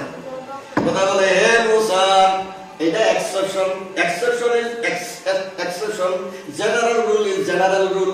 প্রত্যেক এভরি জেনারেল রুলের একটা এক্সেপশন থাকে, গ্রামারের মধ্যে এক্সেপশন আছে। হে মুসা শোনো, এই লোকটা হলো তৌরিতের পণ্ডিত কিন্তু বেনামাজি, আমি তারে মাফ করে দিছি। কেন মাফ করলাম? একটা কারণ আছে। হে মুসা, সে তৌরিত কিতাব যখন পাঠ করতো, তোমার তৌরিত কিতাবের মধ্যে মুহাম্মদ নাম আছে সাল্লাল্লাহু আলাইহি ওয়াসাল্লাম, সে মুহাম্মদ নাম যেখানে যেখানে লেখা আছে, সে পাগল হয়ে গেল নামের, সেখানে যে সে সুমা দিত, ওই জায়গাটার মধ্যে সুমা দিত, যেখানে মুহাম্মদ নাম আসতো সে চুমা দিত। আমার কাছে একটা পছন্দ হয়ে গেছে, আমার নবী এমন সম্মান করছে, আমি যদি তারা মাফ করে দেই, আমার কে প্রশ্ন করবো? আমি তো সবরাই, আমি তো সবরে, আমার নবীর সম্মান করছে, তারা আমি কেন অপমান করি? অপরাধ তো আমার কাছে করছে, আমার একটা হুকুম সে পালন করে নেই, আমি যদি ছেড়ে দেই, সে কি আসমান জমিনের ক্ষতি করে ফেলছে? তারা জায়গা জমিন কোনো নষ্ট করছে? আমার হক আমি ইচ্ছে করলে নিলাম, না নিলেন না, কিন্তু বন্দার হক আমি ছাড়বো। আমারটা আমি মাফ করে দিতে পারি। মুসা বলে দাও, তোমাদের কারো হক নষ্ট করে নাই, খোদার হক নষ্ট করেছিল, খোদা তাআলা মাফ করে দিয়েছে, তোমাদের বলার কিছুই নাই। আমার নবীর সম্মান করেছে, আমি তারে মাফ করে দিলাম। এটা তো হাদিসের কথা, ইমাম বুখারীর দাদা উস্তাদের হাদিস। তাফসীরে কাশফের মধ্যে একটা কথা লেখা আছে, আমার মা বোনেরা, মুহাম্মদ নাম সাল্লাল্লাহু আলাইহি সাল্লামের একটা বরকত, স্বামী ফতোয়ায় স্বামীর মধ্যে লেখা আছে, হুজুরে পুরুষ সাল্লাল্লাহু আলাইহি সাল্লামের নাম মুহাম্মদ। স্বামীরা একটু মনে রাখেন, কারে ঘরে যদি মেয়ে হয়, শুধু মেয়ে হয়, ইচ্ছা যাকে একটা ছেলেও হোক, মেয়ে লোকের ইচ্ছা দুইটা ছেলে একটা মেয়ে, দুইটা ছেলে একটা মেয়ে হোক, মেয়ে না হলে আবার মহিলারা বেকার হয়ে যায়, জামাই না আসলে পিঠা খাওয়াবে কারে, এটা মহিলাদের একটা বড় আরজু থাকে। এখন মেয়ে হচ্ছে, ছেলে হয় না, কখন তো করা গেছে, কোন দিন জানি স্বামী 1 2 3 বলে বলে ডরায়। তুমি যদি তোমার ঘরের মধ্যে ছেলে সন্তান চাও, এখানে তো জোর জবরদস্তি কিছুই নাই, খোদার কাছে প্রার্থনা করতে পারো, তদবির করতে পারো, খোদা ইচ্ছা করলে দিবে, ইচ্ছা না করলে না দিবে, সবর করবে। কিন্তু খোদার স্বামীর মধ্যে লেখে, স্বামী যদি ওযু করে স্ত্রীকে সাদা কাপড় পরায়া, পাক পবিত্র করায়া, ওযু করায়া, নাভির মধ্যে যদি স্বামী মুহাম্মদ সাল্লাল্লাহু আলাইহি ওয়াসাল্লাম এই নামটা যদি নাভির মধ্যে হাতের আঙ্গুল দিয়ে লিখে দেয়, আল্লাহ রাব্বুল আলামিনের ফজলে তার ঘরে ছেলে সন্তান পয়দা হবে। এটা তো আমরা পরীক্ষা করেছি, অন্যের ব্যাপার, আমার ব্যাপার আমি করি নাই, আমি এমনি রাজি। খোদা তুমি যা দাও, ছেলে দিলেও রাজি, মেয়ে দিলেও রাজি। আইয়ুব আলাইহিস সালামের তুমি ছেলে দিয়েছিলে, উনি রাজি। লূত আলাইহিস সালামকে তুমি মেয়ে দিয়েছিলে, উনিও রাজি। তোমার পেয়ারা নবীকে ছেলেও দিয়েছো, মেয়ে দিয়েছো। আল্লাহ তোমার ইচ্ছা, কেউ ছেলে দাও, কেউ মেয়ে দাও, কেউ ছেলে মেয়ে মিক্সার করে দাও। কেউ সহ্য করতে পারে, কেউ করতে পারে না, কেউ রাজি হয়, কেউ নারাজ তো হয় না, চায়। কিন্তু আল্লাহ আমার যেই মা, যেই বোনেরা, যেই ভাইয়েরা সহ্য করতে পারে না, তাদের মঞ্জুরের লাখ ক্ষতি হইতে পারে, হে আল্লাহ তাদের সংসারটা রক্ষা করার জন্য অন্তরকে একটা ছেড়ে দিয়ে দিয়ে বলেন না আমিন। এটা স্বামী জানতে হবে। হুজুরে পূর্ণ সাল্লাল্লাহু আলাইহি ওয়াসাল্লামের কি লাইফ হিস্টরি বলবো, না হুজুরের জীবনী বলবো, না হুজুরের শিক্ষা বলবো, কোন দিক যাব? আমার ভাইয়েরা, আমরা মুসলমান, we are Muslim, we have to follow our prophet সাল্লাল্লাহু আলাইহি ওয়াসাল্লাম। হুজুরে বলেন, আমার ভালোবাসা 3 রকম, কলবে, জবানে, কাজে। কলবের মধ্যে আমার ঈমান মজবুত রাখবে, আমি শেষ নবী, আমার নাম 1400, আল্লাহর নাম 3000, হুজুরের নাম 1400, আল্লাহর নাম 99টা আসমাউল হুসনা। শেখ আব্দুল্লাহ মুহাদ্দিস দেহলভী সাহেব বলেন, আল্লাহ তাআলা আপন 99 নাম হইতে 70টা নাম আপন হাবিবকে দান করে দিয়েছেন। সুবহানাল্লাহ। ফর এক্সাম্পল, আসমায়ে হুসনা নাও, আর একজন করে বইখানা নাও, আসমায়ে হুসনা থেকে দয়াল নবীকে কোন কোন নাম দিয়েছেন? হুজুরে পাক সাল্লাল্লাহু আলাইহি ওয়াসাল্লামের নাম, আল্লাহর নাম, আল্লাহ রাব্বুল আলামিন বলেন আনাল আউয়াল আনাল আখির আনাল যাহির আনাল বাতিন, আমি আউয়াল, আমি আখির, আমি যাহির, আমি বাতিন। এখন আমার হুজুরের নাম বলেছে আউয়াল আখির যাহির বাতিন। হে আমার হাবিব, আমার এই 99 নামের থেকে এই 4টা নাম আপনাকে দিয়ে দিলাম। আপনি আউয়াল, আপনি আখির, আপনি যাহির, আপনি বাতিন। সুবহানাল্লাহ। আপনার আগে আর কেউই নাই, আপনার পরে আর নবী কেউই নাই। গোলাম মোহাম্মদ কাদিয়ানী সে নবুয়তের দাবি করে কাফের হয়ে গেছে, তার অনুসারীরা বিশ্বাস করে কাফের হয়ে গেছে। হে আমার হাবিব, আনতাল আউয়াল আনতাল আখির আনতাল যাহির আনতাল বাতিন। আপনার জাহিরি অবস্থা মানুষে দেখে, বাতিনি অবস্থা আমি দেখি। আপনার জাহিরি অবস্থা খাওয়া দাওয়া করেন, ঘুমান, কিন্তু বাতিনি অবস্থা কি? অন্য মানুষের ঘুম যায় নাকে ডাকে, খবর নাই, শরীরের খবর নাই, রুহু আছে কিন্তু অনুভূতি নাই, কানে আছে শুনে না, নাক আছে শ্বাস নিঃশ্বাস নেয় কিন্তু আতর বললে সে বলতে পারে না।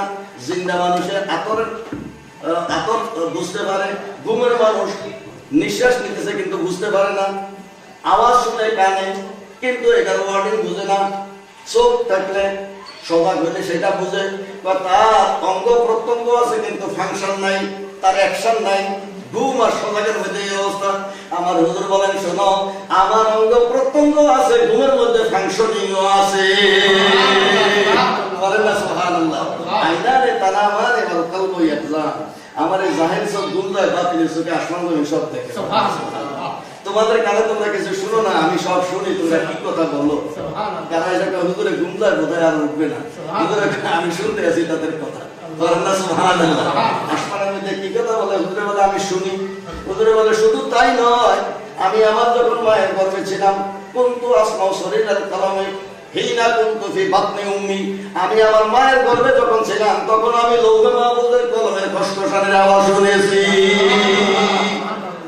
আমার হুজুর is unparalleled in the history of the universe, আল্লাহর সৃষ্টি জগতের মধ্যে। আমার হুজুর বলেন আমার নাম কি?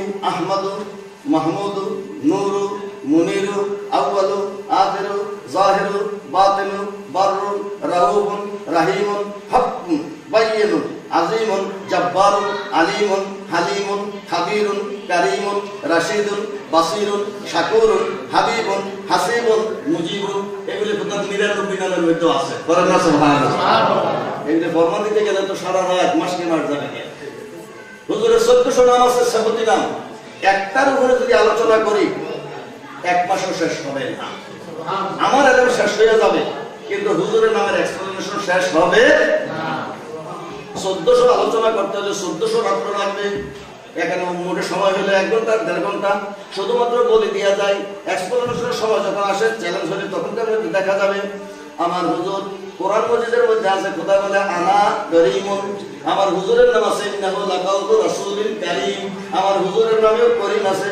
খোদা বলে আমার নাম বিসমিল্লাহির রহমানির রহিম, আমি খোদার নাম রহিম। দেখো কোরআন খুলে লাকাদ জাআকুম রাসূলুম মিন আনফুসিকুম আজিজুন আলাইহি মা আনিতুম হারিসুন আলাইকুম বিল মুমিনিনা রাউফুর রহিম। বলনা সুবহানাল্লাহ।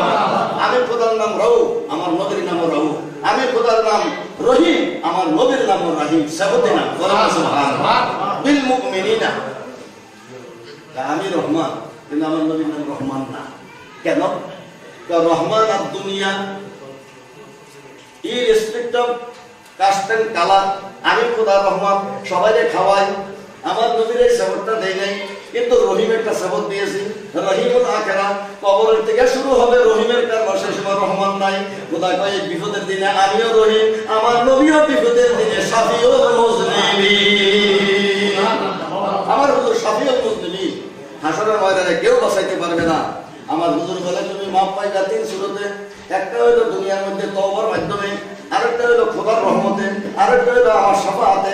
যার ভাগ্যে 3টার কোনোটাই নাই, তার মতো অবাগান আর দুনিয়া থেকে হয় নাই। হযরত শরফুদ্দীন ইয়াহিয়া মুনিরি একটা কিতাব লিখেছেন মকতুবাতে সদিক। উনি সোনারগাঁও ইউনিভার্সিটি, সেখানে যে সেকেন্ড ভাইস চ্যান্সেলর। ওনার শ্বশুর আবু তাওয়ামা, ওনার সোনারগাঁওয়ের মধ্যে ওনার মাজার আছে। সে আবু তাওয়ামা সান ইন ল, জামাই, আবার সেকেন্ড ভাইস চ্যান্সেলর। উনি মুক্তিবাদে শুধু একটা কিতাব লিখেছেন। উনি সেখানে বলেছে, শোনো, জাহান্নামীরা জাহান্নামে কেন যাবে? সবাই বলে গুনার কারণে, গুনাহ করলে জাহান্নামে যায়। আমি ইয়াহইয়া মনিরি বলতেছি গুনার কারণে নয়, জাহান্নামে যাবে গুনার কারণে নয়। আমার ভাইয়ের একটু যদি প্লিজ কিপ সাইলেন্স, ভাই কানে কানে না হয় একটু পিছনে যাই। আপনাদের অপশন আছে, কথা বলে পিছনে চলে যান। উনি বলেন যে গুনার কারণে জাহান্নামে যায় না। আমার কাছে এত চমৎকার লাগলো কথাটা, গুনার কারণে জাহান্নামে যাবে না। তো কি কারণে? উনি বলে তওবা না করার কারণে। হাই ফিলোসফি, তোমার পাহাড় পরিমাণ গুনাহ হয়ে গেছে, যদি তোমার বাক্যের মধ্যে লেখা থাকে তওবা, এক তওবার দ্বারা জীবনের সব গুনাহ মাফ হয়ে যাইতে পারে। তুমি কেন তওবা করো না? এই জন্য জাহান্নামে জ্বলতে হবে রে। দুনিয়ার মধ্যে তওবা করো, পাহাড় পরিমাণ গুনাহ মাফ হয়ে যাইতে পারে। পাহাড় পরিমাণ, সমুদ্রের ফেনা পরিমাণ গুনাহ যদি হয়, লা তাকনাতু মিন রাহমাতিল্লাহ, আল্লাহর রহমত তার চেয়ে অনেক বেশি, তোমার গুনাহ চেয়ে খোদার রহমত অনেক বড়। বলেন না সুবহানাল্লাহ। আমার হুজুরের এতগুলি নাম এখানকার মধ্যে পড়লে হয়তো অনেকে বোরিং ফিল করবেন। হুজুরের পাকের নাম, হুজুরের পাক সাল্লাল্লাহু আলাইহি ওয়াসাল্লাম প্রত্যেকটা নাম মিনিংফুল। মুহাম্মদ নাম ইজ মিনিংফুল, আহমদ নাম ইজ মিনিংফুল। মুহাম্মদ নামের মধ্যে 4টা হরফ আছে, মিম হে মিম দাল। আমার নিজের থেকে বললে গুনাহ হবে, আমি জানি। তাফসীরে রুহুল বায়ানের মধ্যে লেখা আছে, মিম হে মিম দাল দিয়ে হুজুরের নাম কেন বানাইলেন? আলিফ হে মিম দাল দিয়ে হুজুরের নাম আহমদ কেন বানাইলেন? তার মধ্যে একটা রহস্য আছে, তরিকতের রহস্য। তো সেটা হলো কি, আহমদ নামের মধ্যে আলিফ হলো বর্তম, আহমদ যখন প্রশংসা করে তিনি, তখন তিনি আহমদ। খোদার দরবারে স্ট্যান্ডিং পজিশন আদবের সাথে দাঁড়ানো। তুমি নামাজের মধ্যে দাঁড়াও তালিমের সাথে, ওয়াকুমুলিল্লাহি কানিতিন। নামাজের মধ্যে কিয়াম কেন করতে হয়? মিলাদের মধ্যে কেন কিয়াম করতে হয়? কারণ নামাজের মধ্যে কিয়াম করতে হয় আল্লাহর সম্মানে, আর মিলাদের মধ্যে কিয়াম করতে হয় নবীর সম্মানে। দেখো না, তেমনি ভাবে নবীকেও দেখো না, তেমনি ভাবে খোদার নামের সম্মানে কিয়াম করা লাগে, তেমনি ভাবে আমার নবীর নামের সম্মানেও কিয়াম করা লাগবে। যারা বলে যে দেখি না কেন কিয়াম করবো, তাদেরকে আমি বলবো তুমি খোদারও দেখো না, নামাজ কেন? জবাব দাও, কিতাব দিয়ে জবাব তুমি পরে আগে তোমার মাথাটা ভেঙে দিব কথা দিয়া, যুক্তি দিয়া। আসো দেখি তুমি কোন যুক্তি বলা আসছো। কি জানো, সম্মান করতে হলে দেখার কোনো দরকার নাই। লাইফের জিনিসেরও সম্মান করে কিনা? পতাকার কি লাইফ আছে? বাংলাদেশের পতাকার লাইফ নাই, কিন্তু ওর থেকে সম্মান করে। আমার সোনার বাংলা, এটার কি লাইফ আছে? এটা কি কোনো মুসলমানের? সেটাও না। কিন্তু এটা যখন সোনার বাংলা, আমি তোমায় ভালোবাসি, এটা জাতীয় প্রতীক যখন হয়ে গেছে, তখন তার সম্মান হয়ে গেছে, কেউ বসে থাকতে পারবে না। এই জাতীয় সঙ্গীতের সম্মানে এবং পতাকার সম্মানে দাঁড়াইতে হবে, সেখানে কোনো মশলা দিলে কাজ হবে না। তাহলে একটা পতাকা যদি তুমি সম্মান করো যার কোনো লাইফ নাই, তাহলে পতাকাটার জন্য সম্মান নয়, এটা বাংলাদেশের সম্মান। ইট ইজ এ টোকেন, এটার একটা প্রতীক, প্রতীকের সম্মান করতে হয়। ভাইয়েরা আমার, হুজুরের পূর্ণ সাল্লাল্লাহু আলাইহি ওয়াসাল্লামের নাম আহমদ, এটা স্ট্যান্ডিং পজিশন। যখন তিনি খোদার প্রশংসা করেন, তখন আলিফ দিয়ে শুরু, আহমাদু চরম প্রশংসাকারী, মুহাম্মাদু খোদার কর্তৃক তিনি চরম প্রশংসিত। হি ওয়াজ এক্সট্রিমলি রেসপেক্টেড বাই আল্লাহ, এজন্য ওনার নাম মুহাম্মদ সাল্লাল্লাহু আলাইহি ওয়াসাল্লাম। সুবহানাল্লাহ। আমি যদি আরেকটু গভীরে যাই, আপনাদের মাথাটা খারাপ হয়ে যেতে পারে, তাতে আমার কিছু আসে যায় না, কিন্তু আমি কিতাব থেকে বলতেছি। মাওয়াহিবে লাদুনিয়া, আল্লামা ইবনে হাজার কাসতালানী, ইমাম আহমদ কাসতালানীর কিতাবের মধ্যে লেখা আছে, শোনো, আল্লাহর নাম মাহমুদ। এই মাহমুদ নাম থেকে রাসূলের নাম হয়েছে মুহাম্মদ সাল্লাল্লাহু আলাইহি ওয়াসাল্লাম। সুবহানাল্লাহ। আল্লাহর নাম মাহমুদ থেকে মুহাম্মদ নাম আসছে। মিম হে মিম ওয়াও দাল 4টা হরফ, তার মধ্যে আল্লাহ তাআলা ওয়াও হরফ রেখে দিয়ে মুহাম্মদ বানিয়ে দিয়েছে। কেন হয় ওয়াও কেন রাখলো? কারণ আছে। বাংলাতে যেমন নাকি ইংরেজিতে যেমন নাকি ভাওয়াল আছে, কনসোনেন্ট আছে, বাংলাতে যেমন নাকি আছে স্বরবর্ণ আছে, ব্যঞ্জনবর্ণ আছে, আরবিতে তেমনি ভাবে দুই রকমের বর্ণ আছে, একটা রেখা হরফে ইল্লত আর একটা রেখা হরফে সহি। তিনটা হইল হরফে ইল্লত, ওয়াও আলিফ ইয়া ওয়াই, ওয়াও আলিফ ইয়া, তিনটা হইল হরফে ইল্লত দুর্বল, আরেকটা সাহায্য ছাড়া উচ্চারণ হয় না। ওয়াও উচ্চারণ করতে হলে আগে দিয়ে পেশ লাগবে, আলিফ উচ্চারণ করতে হলে আগে দিয়ে জবর লাগবে, ইয়া উচ্চারণ করতে হলে আগে দিয়ে জেল লাগবে। বলেন না সুবহানাল্লাহ। অক্সিলারি ভার্বের মতো এগুলি সাহায্য করে, ওয়াও পেশ জবর জের উচ্চারণ করার জন্য এগুলি সাহায্যকারী হিসেবে অক্সিলারি। ওয়াও হইল দুর্বল হরফ, এটাকে হরফে জয়ী বলা হয়। আল্লাহ তাফসীর মাওয়াহিবে লাদুনিয়া কিতাবের মধ্যে লেখে, দেখো আমার নবীর নাম খোদা বানাইছে, আমরা না। এখানকার মধ্যে খোদার নামের থেকে বানাইছে। It is derived from Mahmud. Mahmud নামের মধ্যে একটা ওয়াও আছে, কিন্তু রাসূলের নামের মধ্যে ওয়াওটা বাদ দিয়ে মুহাম্মদ, এটা হরফে সহি স্ট্রং লেটার। আমার নবীর নামের মধ্যে কোনো দুর্বল লেটার ব্যবহার করে নাই। তাফসীরে রুহুল বয়ানে লিখতেছে মুহাম্মদ নাম কেন আসলো চরম প্রশংসিত, তাই এটার মধ্যে আরেকটা হিকমত আছে। কি? তার নামাজে নামাজ পড়ে, কিয়াম আছে, রুকু আছে, সেজদা আছে, কায়দায়ে আকিদা আছে। তাফসীরে রুহুল বয়ানে বলে যখন তুমি কিয়াম করো তখন আলিফের মতো, যখন তুমি রুকু করো তখন তুমি দালের মতো, যখন তুমি বৈঠক করো তখন তুমি সাইটটা হরফের মতো। বৈঠকের মধ্যে বসলে তোমার মাথাটা হয়ে যায় মিমের মতো গোল, আর তোমার এই দুইটা বাহু আরামসে যায় হের মতো, আর তোমার কোমরটা হয়ে যায় এনাদার মিম, এবং তোমার দুইটা হাঁটু বাঁকা, এটা হয়ে যায় দাল। মিম হে মিম দাল। তুমি বৈঠকের মধ্যে বসলে মুহাম্মদি সূরত হয়ে যায়। মুহাম্মদি সূরত ধরে তুমি নামাজ পড়ো, মিম হে মিম দাল। এই জন্য আমার হুজুরের নাম হয়েছে মুহাম্মদ। তাফসীরে রুহুল বয়ান থেকে বলতেছে আমার পুরা সত্য আছে। আমার হুজুরের নামের প্রশংসা, আমার হুজুরের তালিম, আমি যদি সেদিকে যাই, টিচিং অফ আওয়ার প্রফেট, দিনকে দিন প্রফেসর, উনি দিনকে দিন রাতকে রাত আলোচনা করতে পারেন। আমার হুজুরের পাক সাল্লাল্লাহু আলাইহি ওয়াসাল্লাম 570 বছরের দুনিয়ার মধ্যে আসলেন, কিন্তু ওনাদের জন্য মাইকিং হয়ে গেছে 6000 বছর। আমি এটা দেখলাম এখানকার মধ্যে আপনারা একটা বিজ্ঞাপন ছেড়েছে, তাও আর একটা বকিলি করে জনাবের মধ্যে বর্গাল দিছে, জনাবটা ঘুরে লেখেন নাই, চাচ্ছে যাই হোক। কিন্তু কয়দিন হয়েছে? হয় 2 দিন বা 3 দিন, অথবা 1 সপ্তাহ, অথবা 15 দিন আমাদের নামটা প্রচার করেছেন, তারপরেও এই অবস্থা।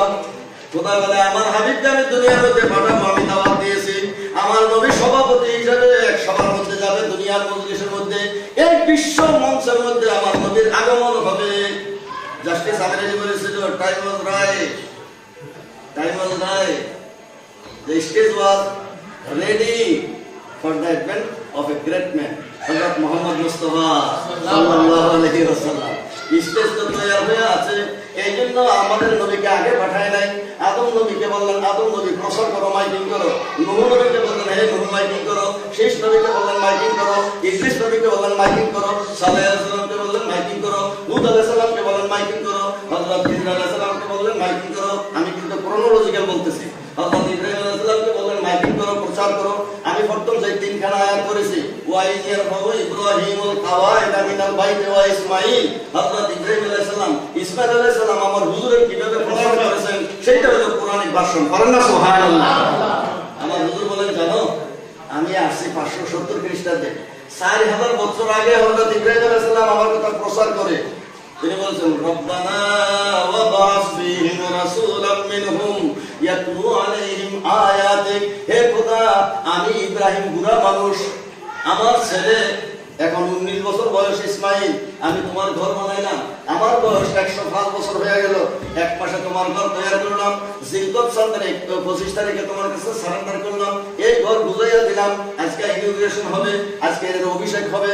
খোদা, তোমার কাছে একটা ফরিয়াদ করে তুমি আমাকে 10টা পরীক্ষা করাইছো, তোমার জন্য আগুনে ঝাঁপ দিয়েছি, তোমার জন্য আমার ইসমাইলের ছেলের গলার মধ্যে ছুরি চালাইছি, তোমার জন্য আমার পিতৃভূমি ত্যাগ করেছি, তোমার জন্য আমি মিশরের মধ্যে গমন করেছি, তোমার জন্য কত ত্যাগ স্বীকার করেছি, কত সালা ভোগ করেছি, আমি কত রকমের ঘোরাফেরা মুশাহাদা করেছি, তর্ক বিতর্ক করেছি বন্ধুদের সাথে। খোদা যত পরীক্ষা করেছো সবগুলি পরীক্ষা আমি পাস করেছি। এখন তোমার কাছে একটা ফরিয়াদ করি, খোদা আমি বুড়া পয়গম্বর, আমার এই ইবাদতটা মানতে হবে। খোদা কি রব্বানা ওয়া বাসফিহিম রাসূলা, খোদা যেই নবীর মাইকিং করলাম আমি নবীর তো দেখলাম না। খোদা আমার মনের মধ্যে একটা আসর হয়ে গেল, ওনার কথা প্রচার করে কিন্তু ওনারে তো দেখলাম না। রোজে আদরের মধ্যে দেখাইছিল একবার যে আসবে আসবে, ওয়াই লাকাল্লাহু মিসাকান নাবিয়িনা লামা আতাইতুকুম মিনাল কিয়াম।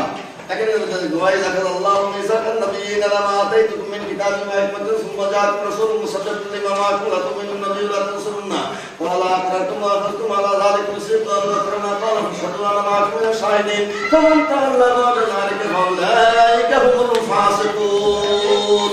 আল্লাহ তাআলার মিলাদ শরীফ আর সমস্ত নবীগণ দ্বারাই আমার নবীকে সম্মান করে, বলেন না সুবহানাল্লাহ। রোজে আদালতের মধ্যে মিলাদ কিয়াম হয়ে গেছে, শেষ। এই জন্য বলছিলাম ওনাকে আগে থেকে আমি বুড়া মানুষ, দু একটা কথা শেষ করে বলে আমরা করে বছর বর্তমান ক্যালকুলেশনে করুন, এখন তো বুড়া হয়ে গেছে, বাঘ বুড়া হয়ে খাপ ফেলে যায় না। আমি বললাম ইমামুদ্দিন নূরীর দেশের মানুষ তো কথা বলার অভ্যাস আছে। তো উনি বলে ফেললে আমরা জোয়ান মানুষ, আমরা করতে করতে বুড়া হয়ে গেছি, কিন্তু তারপরে তো মজা লাগে তো আমার নবীর নাম, বলেন না সুবহানাল্লাহ, মুহাম্মদ নাম জন্মের কথা মজা লাগে। আল্লাহকে যে পাইতে চায় হযরতকে ভালোবেসে, আরশ কুরসি লৌহ কলম না চাইতে পেয়েছে সে, বলেন না সুবহানাল্লাহ। কাজী নজরুল ইসলাম কি বুঝলো আর আমি দাড়িওয়ালা মানুষ কি বুঝলাম? আমার হুজুরকে বলে আমাদের মতন মানুষ, আর কাজী নজরুল ইসলাম কি বলে, এই নামেরই রশি ধরে যেতে হবে খোদারই ঘরে। এই নামের রশি ধরে খোদার ঘরে যাইতে হবে, নতুবা যাওয়া সম্ভবপর নয়। সিঁড়িতে না উঠলে দোতলা যাওয়া সম্ভবপর নয়। আমার নবীর রশি না ধরলে খোদার কাছে যাওয়া সম্ভবপর নয়। কুলিন কুনতুম তুহিব্বুনাল্লাহ ফাত্তাবিউনি, আমি খোদার কাছে আসতে লাগে নবীর কাছে যাও। নবীর যদি হয়ে যাও তাহলে আমার দরজা খোলা হয়ে যাবে, সুবহানাল্লাহ। কত রকমের তাফসীর আছে। তো কাজী নজরুল ইসলামে বলে এই নামের এই রশি ধরে যেতে হবে খোদারই ঘরে। উদাহরণটা কিরকম? নদীর তরঙ্গে যে পড়েছে ভাই দরিয়াতে সে আপনি মিশে। তুমি যদি দরিয়া যাইতে চাও তাহলে মেঘনা নদীতে ঝাঁপ দাও, মেঘনা নদী তোমাকে টেনে নিয়ে যাবে বঙ্গোপসাগরে, বলেন না সুবহানাল্লাহ। বঙ্গোপসাগরে যাইবে কোথা থেকে আসে, বাড়া কোথায়? বঙ্গোপসাগর আল্লাহ, আর নদী হলো রাসূল, মেঘনা নদী হলো রাসূলুল্লাহ। তুমি নদীতে ঝাঁপ দাও, নদীর ঢেউ তোমাকে নিয়ে যাবে মহাসাগরে। আমার খোদার কাছে যদি যেতে চাও তাহলে নদীর মধ্যে তুমি ঝাঁপ দিয়ে দাও, নবীর সুন্নত মানো, নবীর মেসওয়াক করো, নবীর আদব রক্ষা করো, খানা খাইতে নবীকে অনুসরণ করো, ব্যবসা করতে নবীকে অনুসরণ করো, কাপড় পরতে নবীকে অনুসরণ করো, ব্যবসা করতে নবীকে অনুসরণ করো, রাজ্য শাসন করতে নবীকে অনুসরণ করো, টিচার হিসাবে নবীকে অনুসরণ করো, তোমার স্বামী হিসাবে নবীকে অনুসরণ করো, সন্তানের বিষয় হিসাবে নবীর আদর্শ তুমি মানো, নবীর পাড়া প্রতিবেশীর মধ্যে আমার ব্যবহার করতে আমার নবীকে মানো। তোমার ধন সম্পদ কেমনে ব্যয় করবে, বিবি খাদিজার ধন সম্পদ আমার নবী যেমনে ব্যয় করেছেন। তুমি কেমনে ব্যবসা করবে, আমার নবী যেভাবে সিরিয়াতে ব্যবসা করেছেন। তুমি এতিম কিভাবে চলবে, আমার নবী এতিম হিসাবে। তুমি যখন দেশের শাসক হও কিভাবে চালাইবে, আমার নবী যখন শাসক। যখন তুমি প্রজা হবে তখন কিভাবে আমার নবীর মতন অত্যাচার সহ্য করবে, বলেন না সুবহানাল্লাহ। যখন তোমার সুযোগ নাই, মুক্তি জীবনের মধ্যে অত্যাচার সহ্য করতে হবে। যখন মদিনাতে গেলা, শক্তি হয়ে গেল, দাঁড়িয়ে গেল, পাল্টে গেল, যে মক্কায় তোমাকে বের করে দিয়েছে সেই মক্কাকে প্রধানত করে দাও, বলেন না সুবহানাল্লাহ। সবই তো আছে আমার নবীর কাছে। এক দোকানের মধ্যে সুই থেকে আরম্ভ করে একেবারে রাষ্ট্র পর্যন্ত সব পাওয়া যায়। ডিপার্টমেন্টাল স্টোর, এক দোকানে সব পাইলে 14 দোকানে কে যায়? হ্যাঁ, তুমি অর্থনীতির জন্য যাও কারণ মার্কসের জন্য, আর শাসনের জন্য চলে যাও তুমি রুজভেল্টের কাছে, আর সেনাপতিত্ব করতে গেলে যাও তুমি নেপোলিয়নের কাছে, আর সোশ্যালিজমের জন্য যাও তুমি সাদা বন্দুকের কাছে, লাল বন্দুকের কাছে। দুনিয়াদারি সবাই মনই মানলা, 2 দিন হলে তো তারা লাথি মারবে। যে আমেরিকার কাছ থেকে তুমি সাদ্দাম অস্ত্র নিয়ে আসছিল ইরাকের বিরুদ্ধে, সেই আমেরিকাই তোমার গলা টিপে ধরে তোমার এখান থেকে মুক্ত করে দিল। যে সৌদি আরব তুমি মানছো আমেরিকায় তোমার দেশ সম্পদ সম্পূর্ণ দিয়ে দিছো, সেই আমেরিকাই এখন তোমার রাজতন্ত্র খতম করে দিবে, টুকরা টুকরা করে দিবে। লেখে রাখো স্বর্ণের পাতের মধ্যে। আমরা হিস্ট্রির ছাত্র, আমরা জানি 100 বছর পরে কি হয়, 75 বছর পরে কি হয়, মুকদ্দমা ইবনে খলদুন আমাদের ছোট মুখস্থ আছে। 75 বছর হয়ে গেছে, রাজতন্ত্র ইসলামে যায় নাই, 100 বছর পুরা হবে না। এর আগে দিয়ে সৌদি আরবের পতন হইয়া যাবে। এবং শত্রুর মাধ্যমে হোক আর দুষ্টের মাধ্যমে হোক, আমার নবীকে তোমরা অনুসরণ করো। আমার মায়েরা বিবি খাদিজাকে অনুসরণ করে, হযরত উম্মে সালমাকে অনুসরণ করে, হযরত বিবি ফাতেমাকে অনুসরণ করে। করেন না সুবহানাল্লাহ? আপনারা তো আল্লাহ দিলে এখানকার মধ্যে যে জলুসে আছে খুবই ভালো আছে, কিন্তু আমার মা ফাতেমার মতন করে বলেন যে মোদি বিষয় কোন থেকে এসে মোদি বিষয় তো বহুটার থেকে ভালো ছিল। মা ফাতেমার অবস্থা কি? আপনারা হযরত আলী বলে, ফাতেমা গো, আমার কোনো খাদেম নাই, আমি রশি দিয়ে পানি উঠাইতে উঠাইতে আমার হাতের মধ্যে ফোসকা ফুটে গেছে, তোমার আব্বার কাছে যাইয়া বলো একটা খাদেম দিতে। বিবি ফাতেমাকে, স্বামী গো, আমিও তো চাকরি ঘুরাইতে ঘুরাইতে আমার হাতের মধ্যে ফোসকা উঠে গেছে। বিবি ফাতেমা যাই বলে, আব্বা খান, আপনার আমার এই অবস্থা, আমার এই অবস্থা, হুজুর এই যুদ্ধ বন্দীদের মধ্যে কেউ থাকলে একটা খাদেম দিয়ে দেন। হুজুরে বলে, মা ফাতেমা গো, এখন মদিনার মধ্যে যারা এতিম মিসকিন আছে তাদের পুনর্বাসনের কোনো ব্যবস্থা করতে পারি নাই, তাদের পুনর্বাসনের আগে তোমাকে আমি কোনো খাদেম দিতে পারবো না, তোমার একটা খাদেম দিয়ে দিলাম। প্রত্যেক নামাজের পরে বড় সুবহানাল্লাহ 33 বার, আলহামদুলিল্লাহ বড় 33 বার, আল্লাহু আকবার বড় 34 বার। এই 100 বার এই তাসবিহ পড়লে তোমাদের আর খাদেমের কথা মনে থাকবে না। এরকম কষ্ট করে তো ওরা চলে গেছে। আমার হুজুর বললেন, আমরা দুনিয়ার আদর্শ। ফাতেমা, তুমি যদি সুখে কাটাও তাহলে মানুষে কি বলবে, নবীর মেয়ে এত এত সম্পদ নিয়ে চলছি। হযরত জাবেরের ছেলেরা হুজুর জিন্দা করে ফেলে, নিজের নাতি শহীদ হয়ে যায়, হুজুরে কিচ্ছু বলে না কেন? যে নবী জাবেরের 2 ছেলেকে জিন্দা করতে পারে, সেই নবী নিজের নাতির কেন রক্ষা করে না? বিভিন্ন রকমের ব্যাখ্যা করে, যারা ব্যাখ্যা করে তারা বিপদগামী। সেখানকার মধ্যে হাদিস শরীফের মধ্যে লেখা, রাসূলুল্লাহ সাল্লাল্লাহু আলাইহি ওয়াসাল্লাম আল্লাহ আযাল আলতাকে দামা হোসেন ইলা ইয়াউমিল কিয়ামা ওয়া আরফাউ ইলা আল্লাহ ইয়াউমাল কিয়ামা। হুজুরে বলেন, আমার নাতি যখন কারবালার মধ্যে শহীদ হলো, তখন আমি রওজা মুবারকের থেকে গিয়ে আমার নাতির রক্ত দিয়ে শিশির মধ্যে আমি ডিপোজিট করে রেখেছি। সহি আমার হুজুর জিন্দা নবী, আমার হুজুর একটা টাইম সব জায়গায় এভরিওয়্যার প্রেজেন্ট হইতে পারে। হুজুরে বলেন, আমি গেলাম সেখানের মধ্যে গিয়ে আমি রক্তগুলি নিয়ে আসলাম। হযরত আব্দুল্লাহ ইবনে আব্বাসকে স্বপ্নের মধ্যে বলে দিলেন, হযরত উম্মে সালমাকে বলে দিলেন, এই দেখো শিশির মধ্যে রক্ত, এটা হলো দমে হুসাইন, হুসাইনের রক্ত। তো কি জন্য হুজুর রক্ত রাখতে হলে তো ব্লাড ব্যাংক লাগে। হুজুর আপনার কাছে ব্লাড ব্যাংক আছে কিনা? হুজুর আমার কাছে ব্লাড ব্যাংক আছে, ওষুধ আছে, আমি সবকিছু, আমি ডাক্তার, আমি হাসপাতালে, আমি ওষুধ, আমি সবকিছু। করেন না সুবহানাল্লাহ? তোমাদের ডাক্তার আলাদা, প্রেসক্রিপশন আলাদা, ফি আলাদা, ওষুধ আলাদা, কিন্তু আমি সবাই হাসপাতাল বললে আমি, ওষুধও আমি, ডাক্তারও আমি, প্রেসক্রিপশনও আমি, মেডিসিন বলো, প্রিজার্ভেশন সবই আমি। হুজুরে বলে, এই রক্তটারে আমি রেখে দিলাম, কাল হাসরের দিনে খোদার কাছে যাই বলবো, খোদা আমি আরাম চাই নাই, আমার নাতি শহীদ হয়ে গেছে, খোদা আমার নাতির রক্তের বদলে আমার গুনাহগার উম্মতকে মাফ করে দাও। আমিন ওয়া আখিরু দাওয়ানা আলহামদুলিল্লাহি রাব্বিল আলামিন। আসসালামু আলাইকুম ওয়া রাহমাতুল্লাহি ওয়া বারাকাতুহু। আমার স্নেহের বাতেন বলেছেন প্রফেসর আতাউর রহমান সাহেব, যেহেতু ওনারা শিক্ষিত মানুষ, ওনারা অনেক রিসার্চের বই লিখেছে, ওনার কাছে যদি কোনো রিসার্চের বই থাকে ইসলামিক হিস্ট্রি সংগ্রহ করে নেবেন। আমি কিন্তু সোমবার 14টা বই আমি নিজে পাবলিশ করেছি, কোনো মানুষের থেকে আমি সহায়তা নিইনি। বাপদাদার সম্পত্তি দিয়ে 14টা বই পাবলিশ করেছি, এখন 9টা চলে। 3টা বই নিয়ে এসে এখানে বিশেষ প্রয়োজন। একটা হলো নবী করিম সাল্লাল্লাহু আলাইহি ওয়াসাল্লামের লাইফ হিস্ট্রি, অ্যানালাইটিক্যাল, হুজুরের প্রত্যেকটা ঘটনা, 63টা বছর, 63টা ঘটনা এর মধ্যে অ্যানালাইসিস সহকারে আছে। আরেকটা হয়েছে আকায়েদ মাসাইল, আরেকটা হচ্ছে মিলাদুল কিয়াম। আমি মনে করি সেই 3টাই এই দেশের মধ্যে প্রয়োজন হইতে পারে। যদি কারো মনে চায় করে দিয়া এই মাহফিলের পরে, বেশি না, আমার দেশের দামি দাম, যেহেতু আমার নামতে কাস্টম লাগে নাই, কিছু লাগে নাই, শুধু 50, এই 3টার একটা। আমার এখানে 10 সেট আছে, 10 সেট আছে। আমরা 50 করোনা নিয়ে বলে আপনাদের এটা করোনা 50 করোনা দিলে এই 3টার একটা সেট পাওয়া যাবে। পরে পরে এটা আমার বড় কথা নয়, এটা শুধু মশলা জানার জন্য আর কি। আর যদি কেউ নাও দেয় তবু আমি মনে করি এটা আমার নিজের জিনিস, আমি ইচ্ছা করলে আমি ইমানটা দিয়ে দেবো।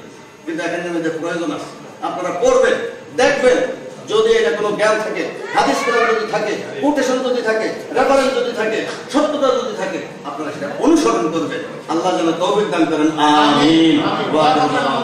আমি হয়তো সময়টা একটু বেশি নিয়ে ফেললাম, সেই জন্য আমি কিন্তু আমার মনে চায় যে এগুলি এমন কিছু কথাবার্তা আছে যেগুলি আপনারা জানেন না। এখন আপনাদের সম্পর্কে বয়ান রাখবেন বাংলাদেশ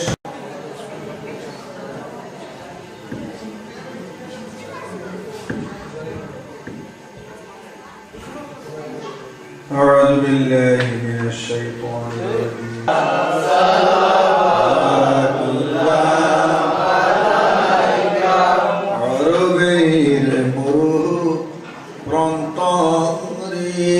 পাঠালেন প্রভু আপনাকে আব্দুল্লাহর জীর্ণ কুঠিরে আমিনা মায়ের উদরে নবী সালাম আলাইকা ইয়া রাসূল সালাম আলাইকা ইয়া হাবিব সালাম আলাইকা সালাওয়াতুল্লাহ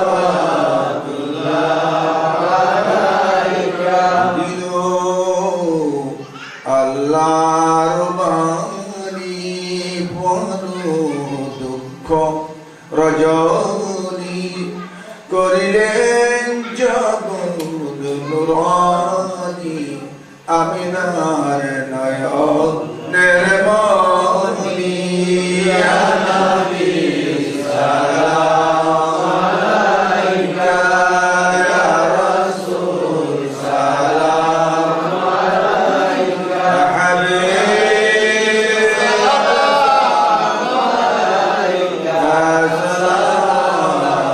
সালাওয়াতুল্লাহ আলাইকা পরের হলো অবসান দরদি গাহি লোচয় গান পালাইল ইবলিস শয়তান আনিলেন সত্যের আহ্বান ইয়া নবী সালাম আলাইকা ইয়া রাসূল সালাম আলাইকা হাবিব সালাম আলাইকা সালাওয়াতুল্লাহ وسلم دائما ابدا على نبيك خير الخلق كلهم على حبيبك خير الخلق كلهم بجاه خير درود السلام برگزیدہ نبی پر اپنے مدام بلغ العلا بکماله شرف الدجا بجماله جميع خصاله صلى عليه وآله এখনই মোনাজাত হবে আপনাদের বার্ষিক ঈদে মিলাদুন নবী সাল্লাল্লাহু আলাইহি ওয়াসাল্লাম। অত্যন্ত শুকরিয়ার ব্যাপার এই রবিউল আউয়ালের মাস 1 তারিখ থেকে 30 তারিখ পর্যন্ত ঈদে মিলাদুন নবী মাওয়ারিবে লাদুনিয়া কিতাব আল্লামা ইবনে হাজার আসকালানি সেই কিতাবের মধ্যে লিখতেছে রাহিমাল্লাহ আমি বল রাহিমাল্লাহু ইমরান ইত্তাখাযা লায়ালিয়া শাহরে মাউলিদিন নবী সাল্লাল্লাহু আলাইহি ওয়াসাল্লাম আয়াদা। আল্লাহ ওই বান্দার উপরে রহমত নাযিল করেন যেই বান্দায় রবিউল আউয়াল মাসের 1 তারিখ থেকে 30 তারিখ পর্যন্ত সমস্ত রাত্রিগুলি এবং দিনগুলিকে ঈদের দিনে পরিণত করে। সুবহানাল্লাহ। এই জন্য ঈদে মিলাদুন নবী আমি অথেন্টিসিটি দিয়ে বলতেছি। ঈদে মিলাদুন নবী এটা কিতাবের কথা। এই ছোট্ট ঈদ ও মিলাদের বিধান এটা পৃথিবীর মধ্যে যত দলিল আছে সবচেয়ে বড় বড় দলিল যেখানে আছে সবগুলি আমার এখানকার মধ্যে সংগৃহীত আছে, এর উপর আর কোনো দলিল নেই। এখানে একটা জিনিস আর নেমাতুল কুবরা আলাল আলম ফি বলতে সৈয়দে বনি আদম মক্কা শরীফের লেখা 985 হিজরিতে এই কিতাবখানা লেখা আছে। লেখকের নাম আল্লামা ইবনে হাজার হাইতামি মক্কি, উনি মক্কা শরীফের গ্র্যান্ড মুফতি। ওনার কিতাবের 7-8 পৃষ্ঠা থেকে আরম্ভ করে 11 পৃষ্ঠা পর্যন্ত রেওয়ায়াত আছে মিলাদুন নবী সম্পর্কে। হযরত আবু বকর সিদ্দিক, হযরত উমর ফারুক, হযরত উসমান, হযরত আলী কারামাল্লাহু ওয়াজহু ওনাদের রেওয়ায়াত বর্ণনা করেছেন। قال ابو بكر الصديق رضي الله تعالى عنه من انفق درهما على قراءة مولد النبي صلى الله عليه وسلم কারণ রফিকুল জান্নাহ, যেহেতু আপনারা মিলাদুন নবী পড়াইছেন, কেন পড়াইলেন, এটার বেসিস কি এবং এটার ফজিলত কি? আপনারা তো মা বাবার জন্য পড়েছেন, মাগফিরাতের জন্য পড়াইছেন। আমিও মিলাদুন নবী শেষ করে আসছি বাংলাদেশে। 15 তারিখে রওনা দিলাম, 14 তারিখে রাত্রে ঈদে মিলাদুন নবী রাত্রে বাংলাদেশে ছিলাম। আমি একটা মসজিদ তৈরি করতেছি শাহজাহানপুর, গাউসুল আজম জামি মসজিদ। দেশের মধ্যে একটা মাদ্রাসা, মহিলা মাদ্রাসা, ক্লাস 10 পর্যন্ত চালাইতেছি, সব খরচ আমারই বহন করতে হবে। এই মসজিদ এখানকার মধ্যে 11 তলার মসজিদ ইনশাল্লাহ ঢাকার মধ্যে করবো। 157 ডিসিমেল জায়গা নেই, সেখানে আমি ঈদে মিলাদুন নবী করে আসলাম। 80,000 টাকা খরচ, 222 কেজি গোস্ত, 222 কেজি চাউল, 222 কেজি ডাল, এমনি মানুষই দেয়। ইয়াদ করি তোমার হাবিবে পাকের দুরূদ সালাম। ঈদে মিলাদুন নবীর মাধ্যমে আমার ভাইয়েরা দেশ ছেড়ে বিদেশের মধ্যে এসেছে। আল্লাহ যে জায়গাটা হলো কবরস্থান, আগে যেখানে গরু জবাই করলে গির্জার মধ্যে না গেলে যেখানে জবাই করা হতো, সেখানে আজকে নামাজ পড়া যায় মসজিদের মধ্যে, এমনকি গির্জাকেও মসজিদ করায় নামাজ পড়ানো যায়। আল্লাহ এটা তোমার লীলা খেলা কে বুঝতে পারে? আমাদের মুসলমানের দেশের মধ্যে যেখানে ইসলামের গতি এই, সেখানে কবরস্থানের মধ্যে আমার ইসলামের তরফ কি এই?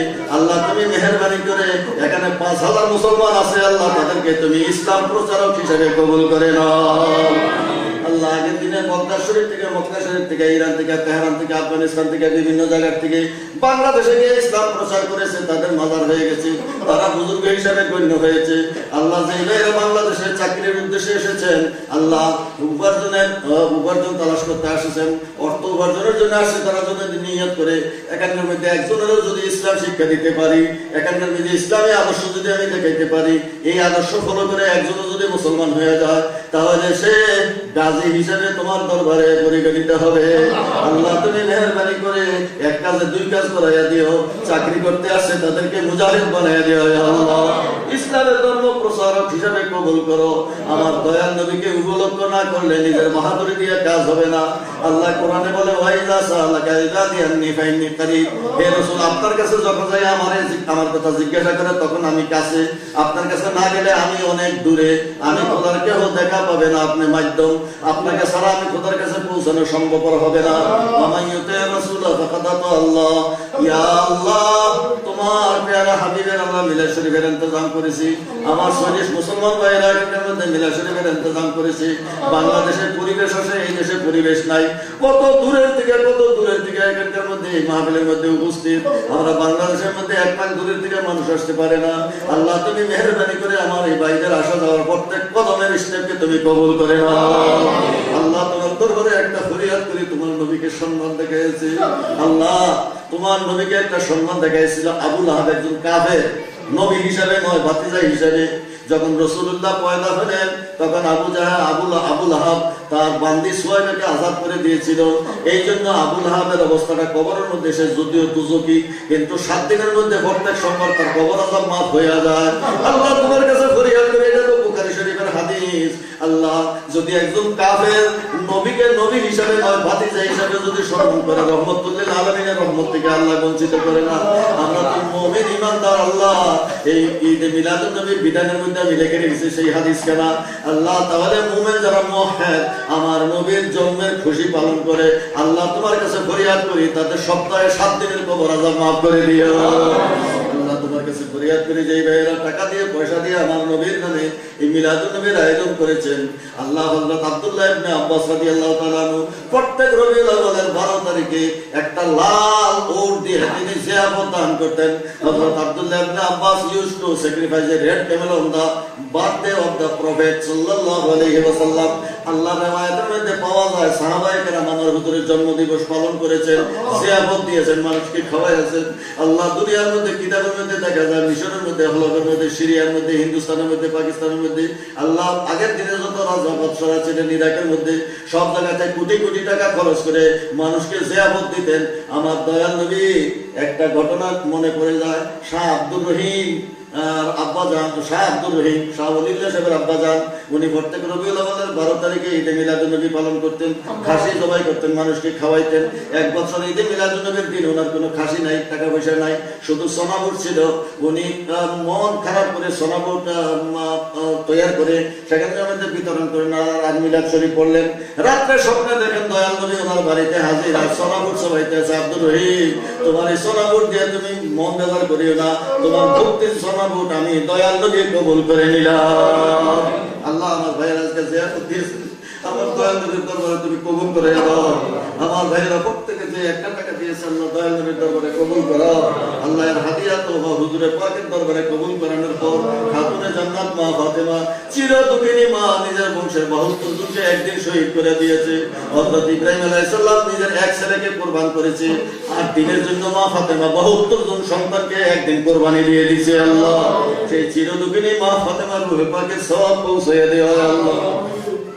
দিন ইসলামকে জিন্দা রাখার জন্য শহীদানে কারবালা নিজের জান জীবন কারবালার মধ্যে শাহাদাত বরণ করেছেন। খাদিজাতুল কুবরা মক্কা শরীফের মধ্যে, আমার দয়াল নবী মদিনা শরীফের মধ্যে, খাতুনে জান্নাত জান্নাতুল বাকির মধ্যে, হযরত আলী নজবে আশরাফের মধ্যে, ইমাম হুসাইন কারবালার মধ্যে।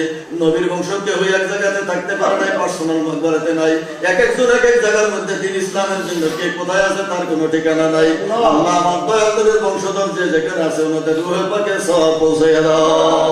আল্লাহ পিরানে পীর দস্তগীর মাহবুবে সুবহানে কুতুবে রব্বানি হাইকেলে নুরানি গাউসে সমদানি পীর লাসানি হযরত শেখ সৈয়দ মীর মুহিউদ্দিন আব্দুল কাদের জিলানী খাজা খাজাগান করিম নওয়াজ বান্দা নওয়াজ আতা রাসূল খাজা মুঈনুদ্দিন চিশতি আজমিরি হযরত শাহজালাল মুজাদ্দিদ ইবনে শাহ বাহাউদ্দিন নশরত বুখারী মুজাদ্দিদ আল গাসানি আহমদ সেলিম নিবারক হযরত তামাম শাহবাদ শামসুল্লাহ শাসনুল ইমাম মিসকি সাহেব ইবনে শাকাতুল শাহ বদর শাহ আল হযরত খান জামানি হযরত আদম শহীদ হযরত খাজা শরফুদ্দিন শাহ আলী বাগদাদি হযরত কুতুবউদ্দিন বক্তের কাকি নিজামউদ্দিন আউলিয়া শেখ ফরিদউদ্দিন মাসউদ শেখ ফরিদউদ্দিন আফতাব হযরত দাতা গজবক্শ লাহোরী হযরত সুলতান বাহিদ ইসলামী আমাদের পীর মুর্শিদ উস্তাদ শ্বশুর শাশুড়ি মা বাপ দাদা দাদি নানা নানি যে কবরে শুয়ে আছে আল্লাহ ওনাদের রূহে পাকে মিলাদ শরীফের হাদিয়া পৌঁছাইয়া দিও। আল্লাহ মা বাবার কবর ছেড়ে বিদেশে আছে, মায়ের কথা মনে পড়ে বাবার কথা মনে পড়ে, কিন্তু সময় মতো যেতে পারে না। আল্লাহ দুনিয়ার তাগিদে এসেছে, কিন্তু মায়ের জন্য ফরান কান্দে, বাবার জন্য ফরান কান্দে। আমি আসবার সময় এক বাপ আমার কাছে চিঠি দিয়েছে, হুজুর আমার ছেলেকে একটা টেলিফোন করে দিন, আপনার সঙ্গে দেখা করবে। বাপ সবসময় ছেলের জন্য কান্দে, ছেলে এখানে থেকে বাবার জন্য কান্দে। আল্লাহ যারা ইন্তেকাল হয়ে গেছে ওনাদেরকে তুমি জান্নাত নসিব করে দিও।